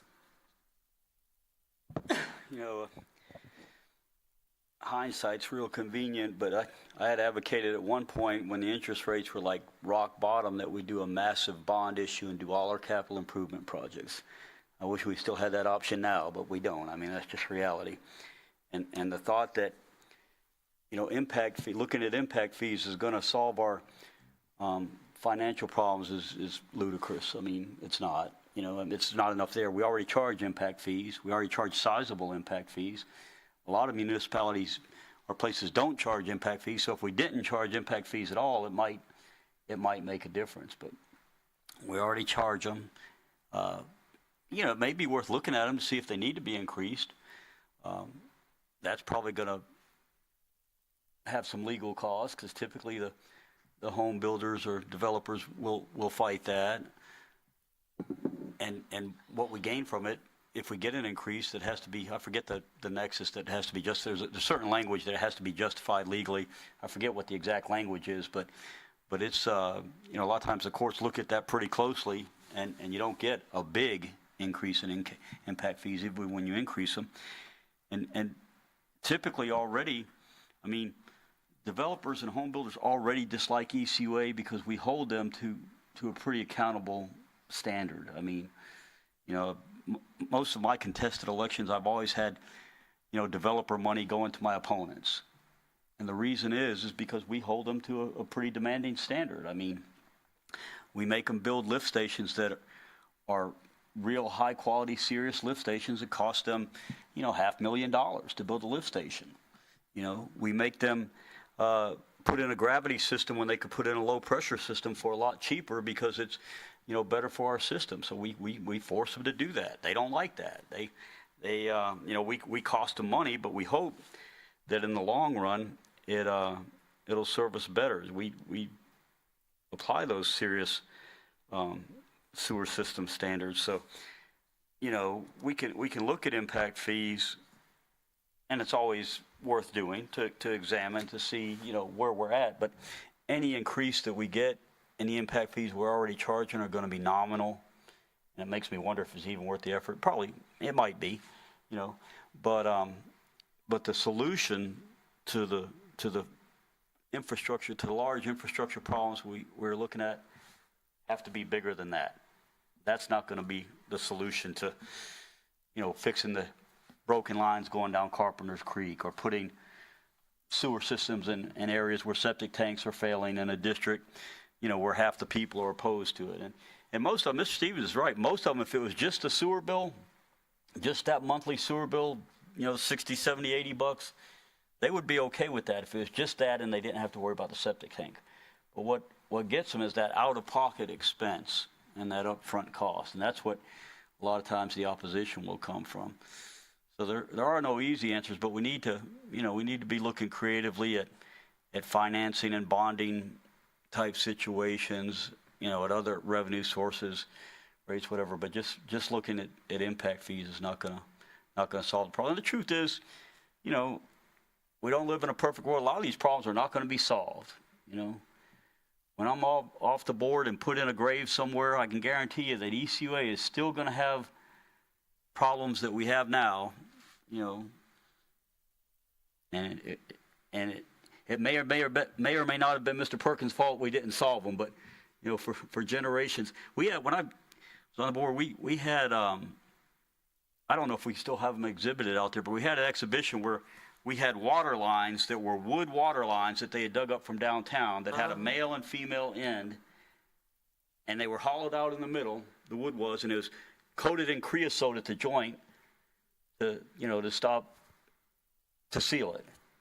I mean, and that's the infrastructure we inherited that we're dealing with. I mean, we dig up wooden water lines downtown and have to replace them. So, you know, the thought that we're going to, in today's dollars with today's prices, solve all the problems is not realistic. We have to take a steady, you know, gradual, intelligent approach and just, you know, it's how you eat an elephant, is one bite at a time. We're not going to solve all the problems, but we have to be steady and diligent, and a lot of times we're in triage. We're in a municipal infrastructure triage mode, unfortunately, and that's just where we find ourselves. And impact fees are not going to solve that.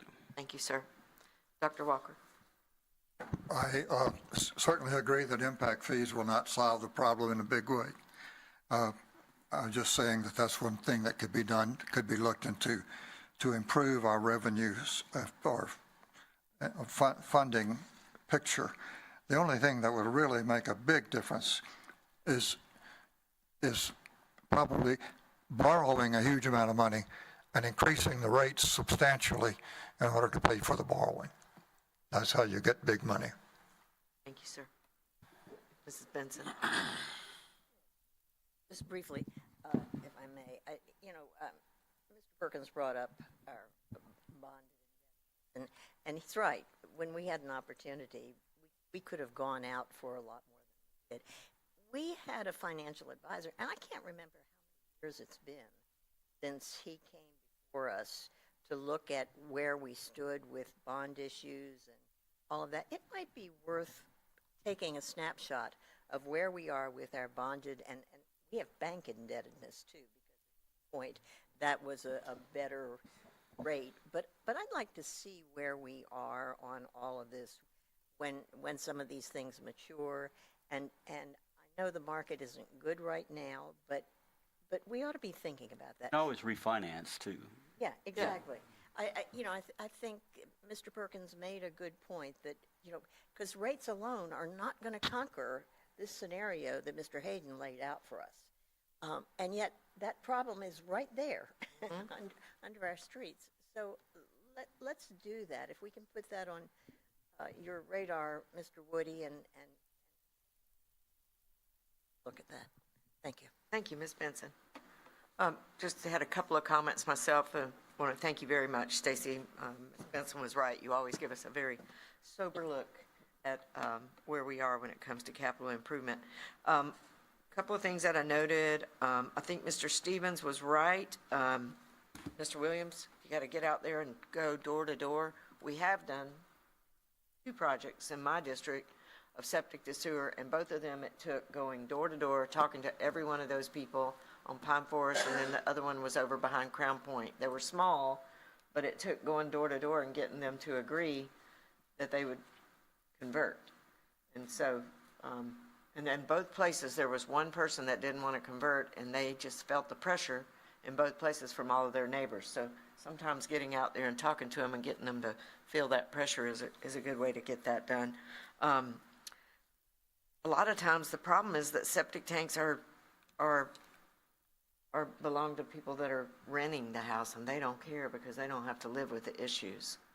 So I don't know how to do that, except for one of the solutions that Kevin talked about was MSBU. And we can't do MSBU, but the county can. So maybe in those districts, talking with your commissioner, seeing if you can get some kind of MSBU done. I know that I lived in a trailer park when I was in my 20s, and it was ownership trailer park. It was called Bio Grande Villas. It's in Ms. Benson's district. And we did a septic to sewer conversion because we were on the water, and it was $750. Now, you think $750 isn't a lot to a 20-something-year-old girl? It was. But when I sold that trailer, I paid off my MSBU, and I was so happy. But so MSBU is a really good thing, good tool in the tool belt. So, think about that, talking with our other commissioners. I plan on talking with my commissioner about it out in Perdido area.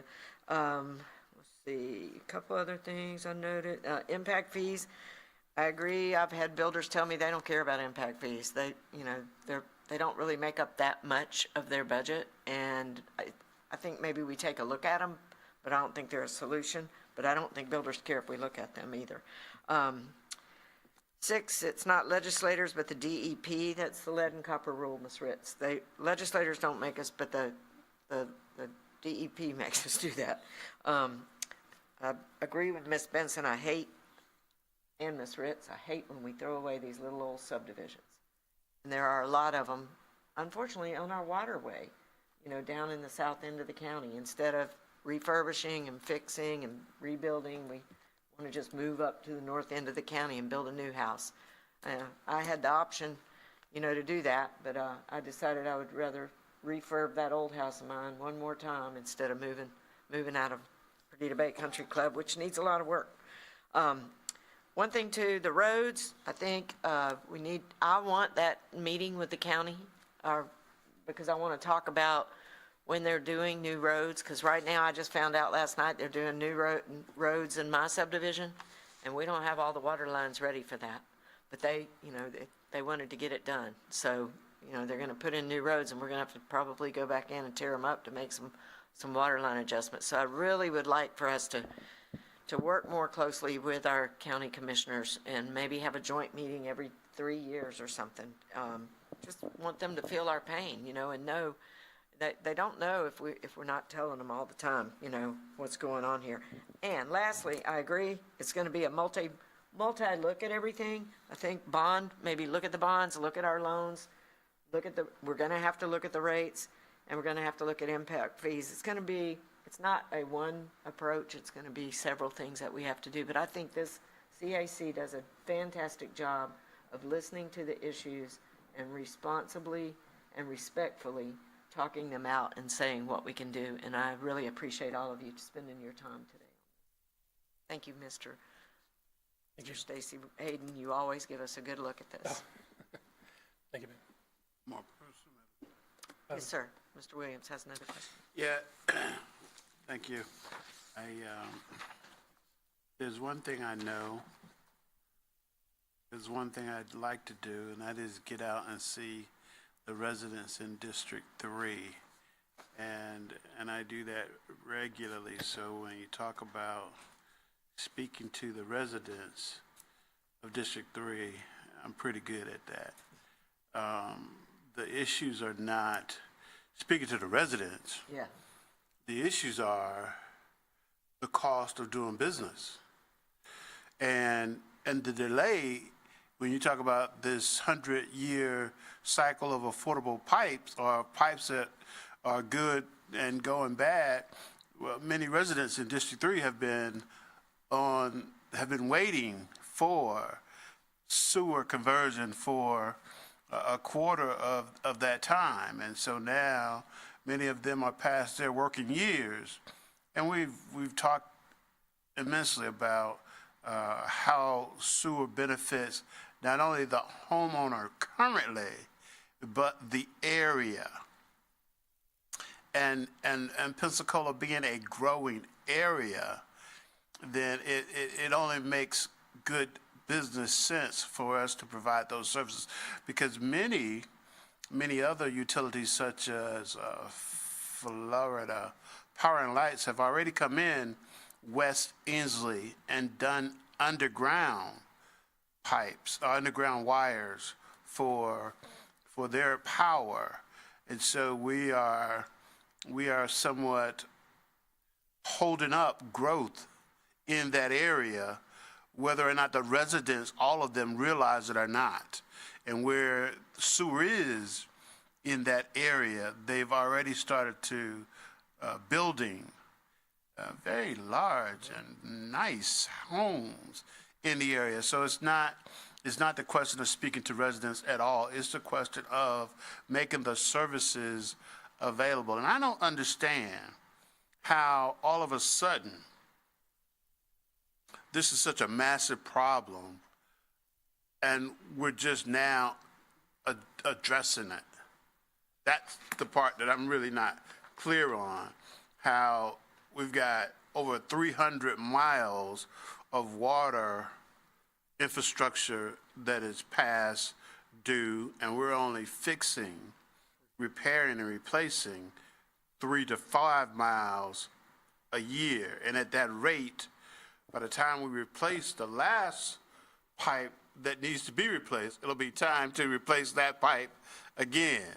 So somehow there's a major new way we got to look at this, and I don't understand. And so that's what I'm turning around in my head. There's something that's not gonna get this job done. Mr. Perkins was talking about his lifetime. I don't see it even in my lifetime at that rate. So how do we fix that problem is a way I'm hoping we can come back. No, sir, I was just coupling, piggybacking on your comments. And even in 100 years, right, God bless Mr. Perkins and myself, then we're still going to be where we are today from the comments you made. And that's no solution to a problem. So how do we get here? I don't know who needs to help us get out of this spot. Since we've only been in existence since 1981, and this problem is a lot larger, older than we are, then we need to look at addressing it with those who may have something to do with creating it, and those who may, at a larger scale, be able to help us get out of it. But I want to see sewer expansion progress, because where I've seen it, particularly in District 3, it benefits communities, it benefits homeowners, it benefits businesses, it benefits people who don't realize the benefits of it. And so that's what I know from speaking to people. That's what I know from the experience of the subject.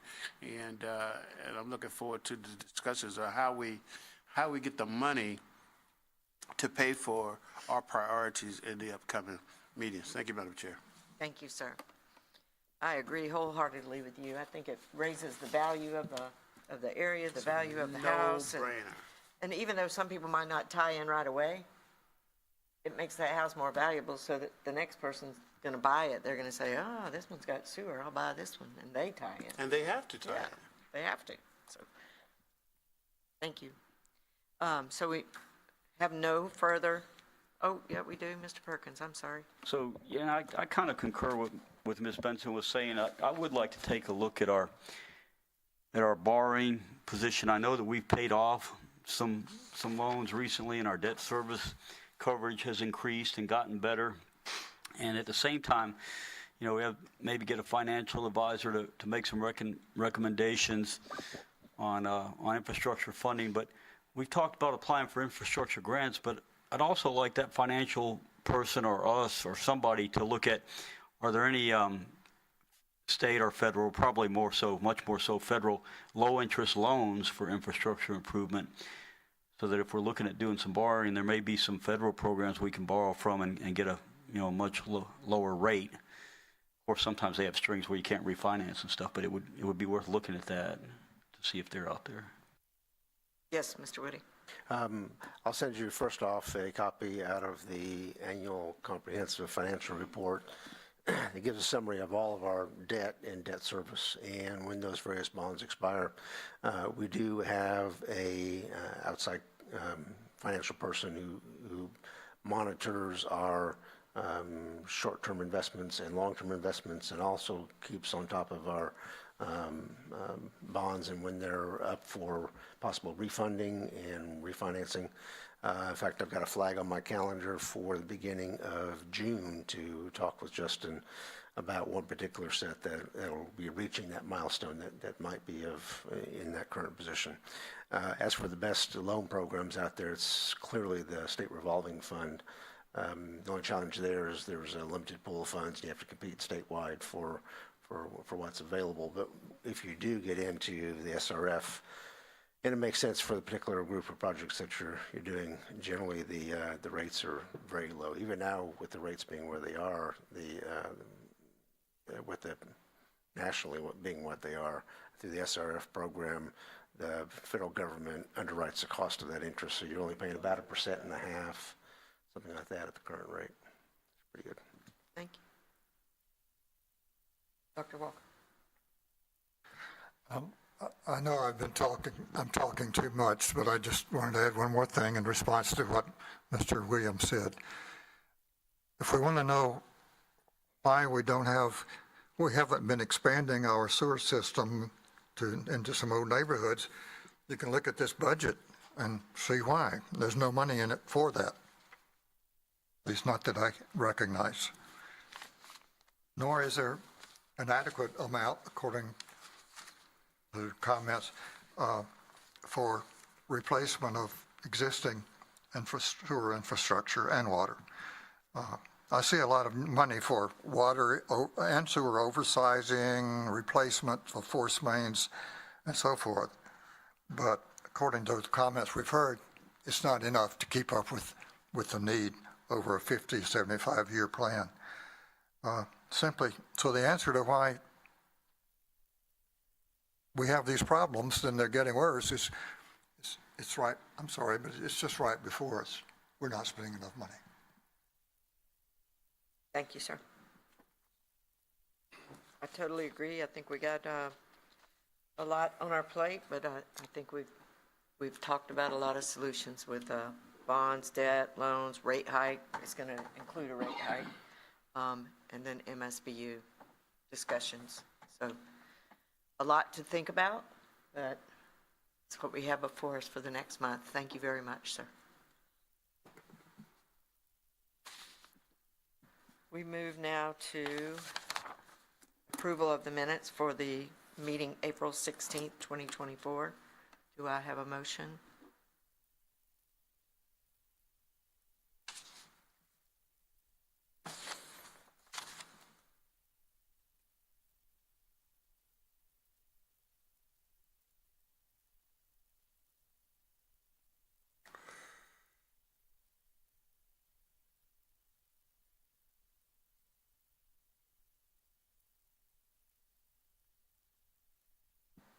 Just a moment. Thank you.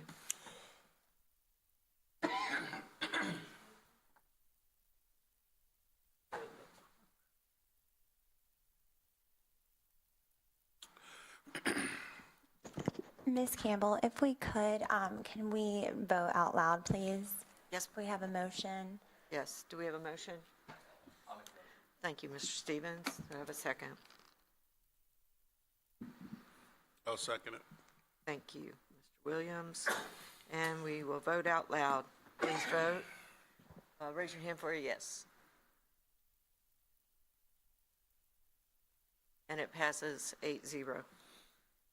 We move now to the informational reports on water production and water reclamation. Do I have any comments or questions?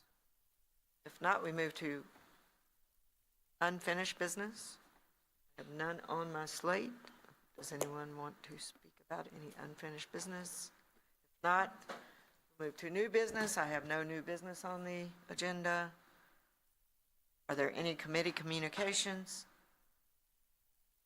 If not, we will move to our second open forum, and I have one pink slip, Mrs. Mary Tyler from 2006 West Garden Street. Wishes to talk about tapping into sewer. Thank you, ma'am. If you will come up to the podium and push the button on the speaker, and it will turn green, and we'll all be able to hear you. While Ms. Taylor is coming up to the podium, I'm going to hand out a copy of a board report that the board members may remember. I talked about Mrs. Taylor's concerns, I think about 2 weeks ago, in anticipation of her speaking with you. Thank you.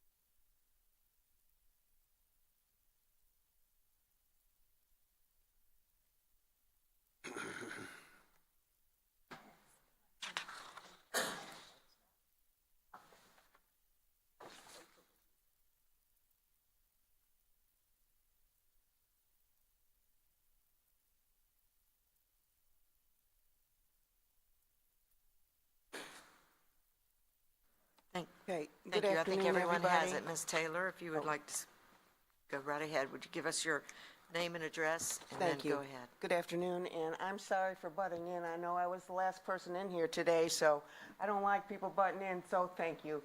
My name is Mary Taylor, and I live at 2006 West Garden. I bought that house and the house at right next door, 2004 West Garden, in 1990. A couple of years after that, I moved in to my little house at 2006 West Garden, rented the house next door. All's great. I love my community. I love where I live. I don't have any plans to move. I'm not going to build. I don't have a septic.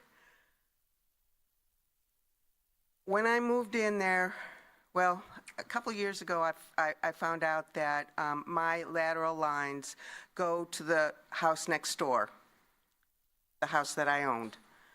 A few years ago, I sold that house. And this not, when it was a rental, I had to have those lateral lines replaced, and I did. That was my duty as a renter. And I realized then that I was going to have my lateral lines replaced. It hadn't been a problem until last year. I had to have them all snaked out. Okay, I heard about this grant to replace lateral lines. And I spoke with Mr. Hunt at Housing Rehab. And his coworker came out, and I qualified for those grants. But because he did not receive a letter from ECUA, his hands were tied and could not give me the grant to replace my lateral lines because I did not have a tap-in at my sewer. My lines went to the house next door and then out to the street. I was given two options along the way. One was to, they were going to charge me $28,000 for a tap-in. I thought that was a joke. You must be kidding. You're kidding. I ignored that. And the other option was to replace my lines that go next door to the house that I don't own anymore. But when those two houses were built, the code was authorized to have more than one house tap into the sewer on Garden. Well, that code was changed. I was never notified of any change of code, but now, for the last couple of years, I've been trying to get my lateral lines replaced and tapped into the city, and I've just been rejected, kicked to the side. I'm off the table. I feel abused and rejected. Right now, the last couple of weeks, I saw this little hole. It's a sinkhole between my house and the house next door.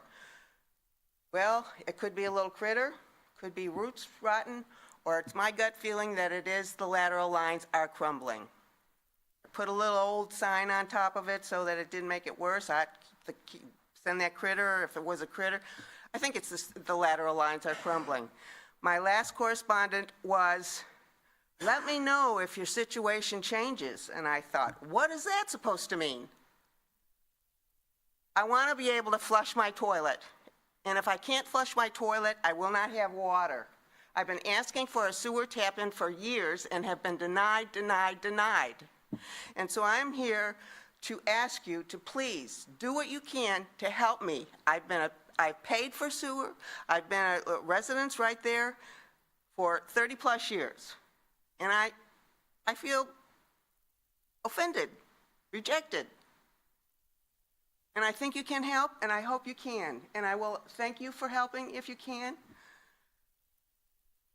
Being up here talking in the public at a public forum is worse than going to the dentist. And it was very frustrating for me to even find my way here today. So I apologize for being late.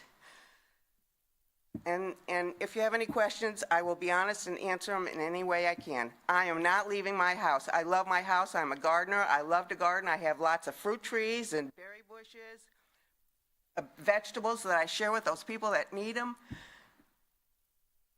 I love my place. I'm not building. I'm not selling it. Thank you, Ms. Taylor. And I want help Thank you, Ms. Taylor. so I can flush my toilet. If you'll stay right there, we have a question from Ms. Benson. Thank you for coming, Mrs. Taylor. I'm glad you love your house and you love your neighborhood. It's a great place to live. Thank you. And I'm sorry we are like going to the dentist. It's a pretty nice group of people here, so. Everybody's, no, it's my thing about speaking in public.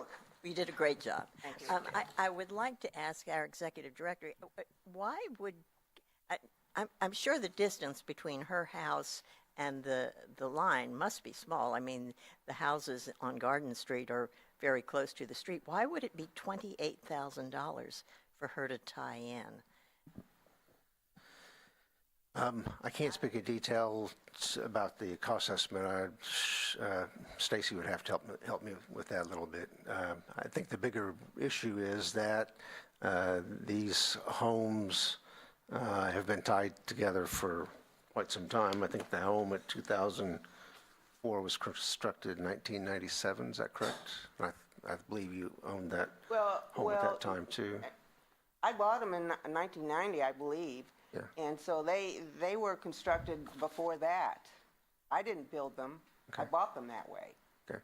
Tied together. Well, we do have a rule and regulation that new homes under today's standards, when they're built, each home has to have a separate connection to the sewer.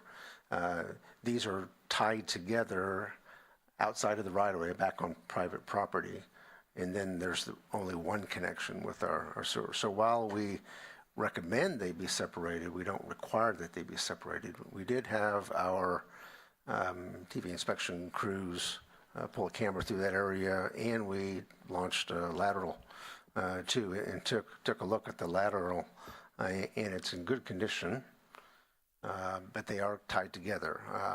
While I can understand your anxiety about the condition of the sewer long term, I can tell you today that they're in reasonable condition.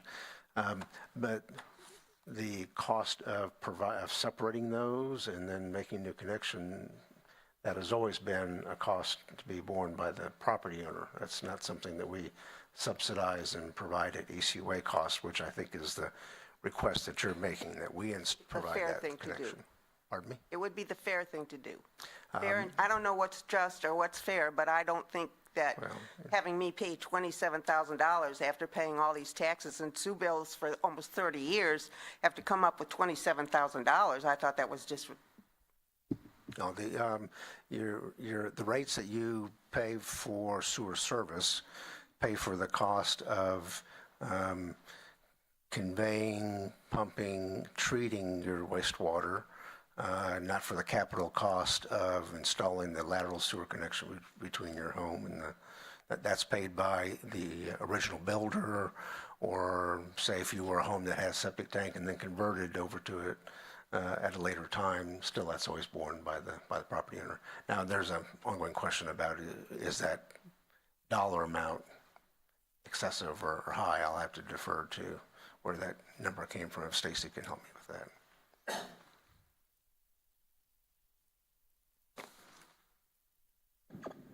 I believe it was Stacy who gave me that quote. He's right behind you. Oh,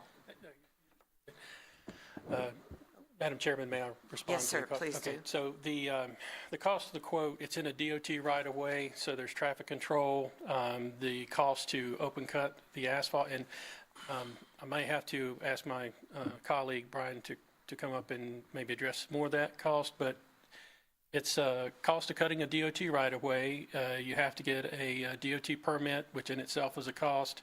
And then the DOT has certain requirements for milling and overlay, basically resurfacing the area. It's not just the area that's cut. It's basically, I think it's a 20-foot wide swath. So even though there might be a minor cut in the roadway, you have to do a lot of resurfacing around your cut. There's curb and gutter repairs, sidewalk repairs. I think that was part of it. And we were under a tree, I believe at that point, but we might be able to go around the tree. So those were a lot of the costs that come into, that go into that connection in a DOT right-of-way. If it were a side street or something like that, I'm sure we'd be talking a much lower number. Isn't there some work coming up on Garden Street? Yes, ma'am, there is, but that cost to us would still be substantial for us. From what I understand, I did ask our regional services department about that. I think it may be less, but it wouldn't be that much less. Okay. But that would again, be the time to do it if she was going to pay for it. Yes, ma'am. So the lateral that's under the road is in good condition. But at some point in the future, if it ever does become damaged under the roadway, then ECUA makes that repair. And at that time, we would then put in a separate connection. But there's no need for ECUA anyhow to make that separate connection at this time. Gotcha. Thank you. Madam Chairman? Yes, Ms. Benson, please continue. So ECUA does not have an objection to the existing connection between these buildings. That's correct. No, ma'am, it's grandfathered in. We don't have an objection, but that if it were built today, then it would be separate connections. I'm Okay. sorry, Ms. Taylor wants to. So That property belongs to somebody else. It is not my property. I would need to have his authorization to go onto his property, to hook up to his lateral lines, for mine to hook up. And I did try to approach him, and he didn't want to have anything to do with it because it would be going way back to the original problems that we would have to share if there's any future problem with my laterals connecting to his laterals. That's why the code was changed in the first place. Like I should have to pay for the mistake that ECUA or whoever made that code in originally. Hey, not me. That's my question, my problem. May I comment? Yes, sir. Ma'am, I wouldn't characterize it as a mistake. I would instead characterize it as a change and upgrade and improvement in specifications. As technology change, as experience comes along, utility companies, building companies, et cetera, improve standards to try to help protect the people that and provide better services. Just like, as an example, you can no longer install screw-in fuses for your electrical panel. You know, now they're modern breakers and things like that. In the case here, this sewer system was done probably for the convenience of the builder, probably trying to save some money. He tied the two of them together instead. We did inspect it for you, so you didn't have to do that with a plumber. We put a TV line up that lateral line to see what kind of condition it was, so you should take some comfort in knowing that it's currently in good condition, and take some comfort in knowing that if it ever failed or had a problem underneath the pavement in the future, that we would make that repair if it's under the pavement. But since it's in good condition now, we don't believe that it's in our ratepayers' interest to replace something that's currently working. And so what's in good condition is at 2004, not where I live at 2006. Ryan, when did we do that I inspection? live at 2006, and I don't have anything under the road or under the no, sidewalk. It but- all goes to 2004, next door, But- which but- is sold, and that's But you share that connection. All I'm saying is the right. portion And under I the would road need that his you share permission is to in go good onto condition. his property to make this backward move and reconnect and reconnect to him again, and then share problems in the future. He didn't really want to have any part of that, and I frankly want my own tap in anyway. Now, if that's the only way I can go, I'll go and try and talk to him again, but, you know, he didn't want to have any part of it. Ms. Benson, would you like to continue? Just to continue, since he is connected to our line and she is connected to his, does she have any legal right to use that line since it comes from his home? In other words, can he refuse her that service? You're asking a legal question. Yeah. Philip's out there shaking his head. Big problem. Yes, sir, please do. And I think you would probably also run afoul of the FDP as well if you were at fault for disabling somebody else's viable system. I would say that it's a loaded question. I'd like to look at the title to the two houses and see how it was set up. My suspicion is probably nobody knew about it, and I suspect that she didn't know when she bought it, and she probably didn't know when she sold it. There could be a prescriptive right there, but I'd have to dig into it. I couldn't say for sure. I think it's worth looking at, if I may continue, Madam Chairman. I have a shared driveway, because I live downtown too. Yeah. And there are certain legal requirements of that shared driveway. And had I to do it over again, I probably wouldn't do it because it's very complicated for both people involved. But I think we have to start with, you know, what are the legal rights and probably pitfalls of what, you know, I want to make sure she still has service no matter what. And that would be my first issue, if we could, you know, briefly look at what she has, because we want to make sure that she still has sewer service. The other question, and I guess if that's enough for you to go on, unless you want to respond. I was just going to say, I'll be glad to take a look at it. I'll get a memo to the board very shortly. Okay, thank you. I had a couple of situations come up in the historic area where there was an existing tap, but it was not used, and we ended up providing the service under the road to connect these homeowners because it did exist before. Now, obviously, her situation is different because DOT is involved, which is driving up some of the costs. But I'd like to see if if we have any wiggle room in some of these costs. It doesn't sound like you're telling me we do, but I'd sure like to help in any way we can. In some regards, I would say there are some similarities there, given that we maintain for residential, not for commercial, but for residential property owners, we do take maintenance responsibilities for the portion of the sewer that's under the pavement. So as we already discussed, we did televise it, we pushed a camera up through it, and it is in good condition. But if it were to fail in the future, we absolutely would repair it. Now, as a part of that repair, we would probably make 2 taps next to each other and lay 2 lines so that she could make a connection behind the curb at a much lower expense at some time in the future. But right now, given that it is working and is functioning and it is in good condition, I don't advise that we do anything in this situation different out of fairness for everybody else and pay for it at public expense. And just one last question. You probably don't have this crystal ball, but how many situations like this do you think we have in our whole area? Shoot from the hip, Brian. 10%, 5%, 3%, maybe 5%. So in a real number, that would be?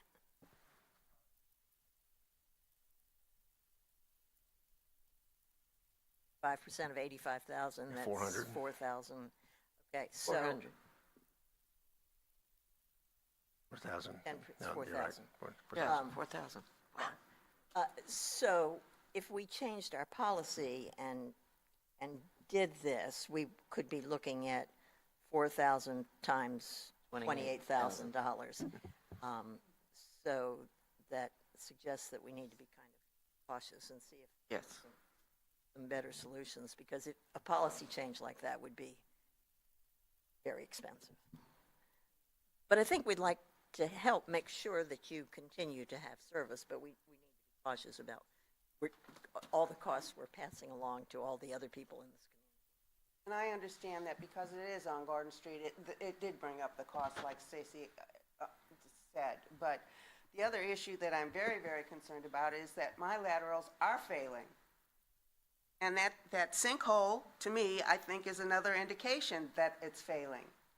And so I don't have a lot of time, or how many more flushes can I do before I don't have water or sewer? And so time is running out for me to use my home, because I'm not leaving. So I'm going to stay there, whether I have water or sewer or not. I have no place to go. That is my home, and I love it. Thank you, Ms. Benson. If I could just, Yes, please. but I think I heard Mr. Woody say that does indeed fail, then we would then go in and make the repair. Yep, he was saying underneath the road. The connection. Portion underneath the road, portion of the road. If there's a failure on her lateral line between her home and the street, in the grass, that would have to be maintained by the property owner, but we won't repair anything under the street. And that's where far and away the majority is expensive because of excavating the road, repairs to the road, traffic control.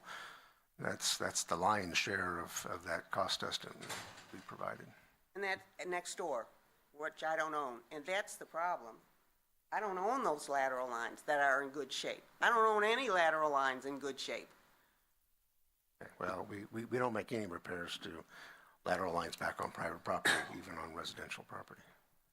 Mr. Perkins? Yeah, it's, you know, I'm glad that you love the home, and it sounds like a wonderful place. I love fruit trees, and that kind of stuff. And the thing is that we don't and can't do any work on private property. So if somebody's got, you know, their sewer lines going from their house to the connection in the road, we can't work on any of those problems, you know, where the sign may be or anything like that. We wouldn't be able to help with any of that anyways.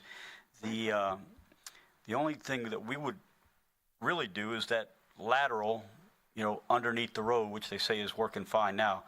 Now, you're right. You know, if your neighbor won't let you go on his property, you can't go over there, but you can get a plumber and take whatever part may be failing from your house to the property line where that line is and have that right and connected and make sure that's working. And that would probably be a tenth, you know, or less of what they're talking. You still wouldn't have separate laterals, but you would have a working plumbing system, you know. So I would, if it were me, I would contact a plumber, say, hey, look, I think my line's failing. I've got a property where I've got old terracotta pipe that's failing now, and the section I have to replace is about from here to Mr. Woody.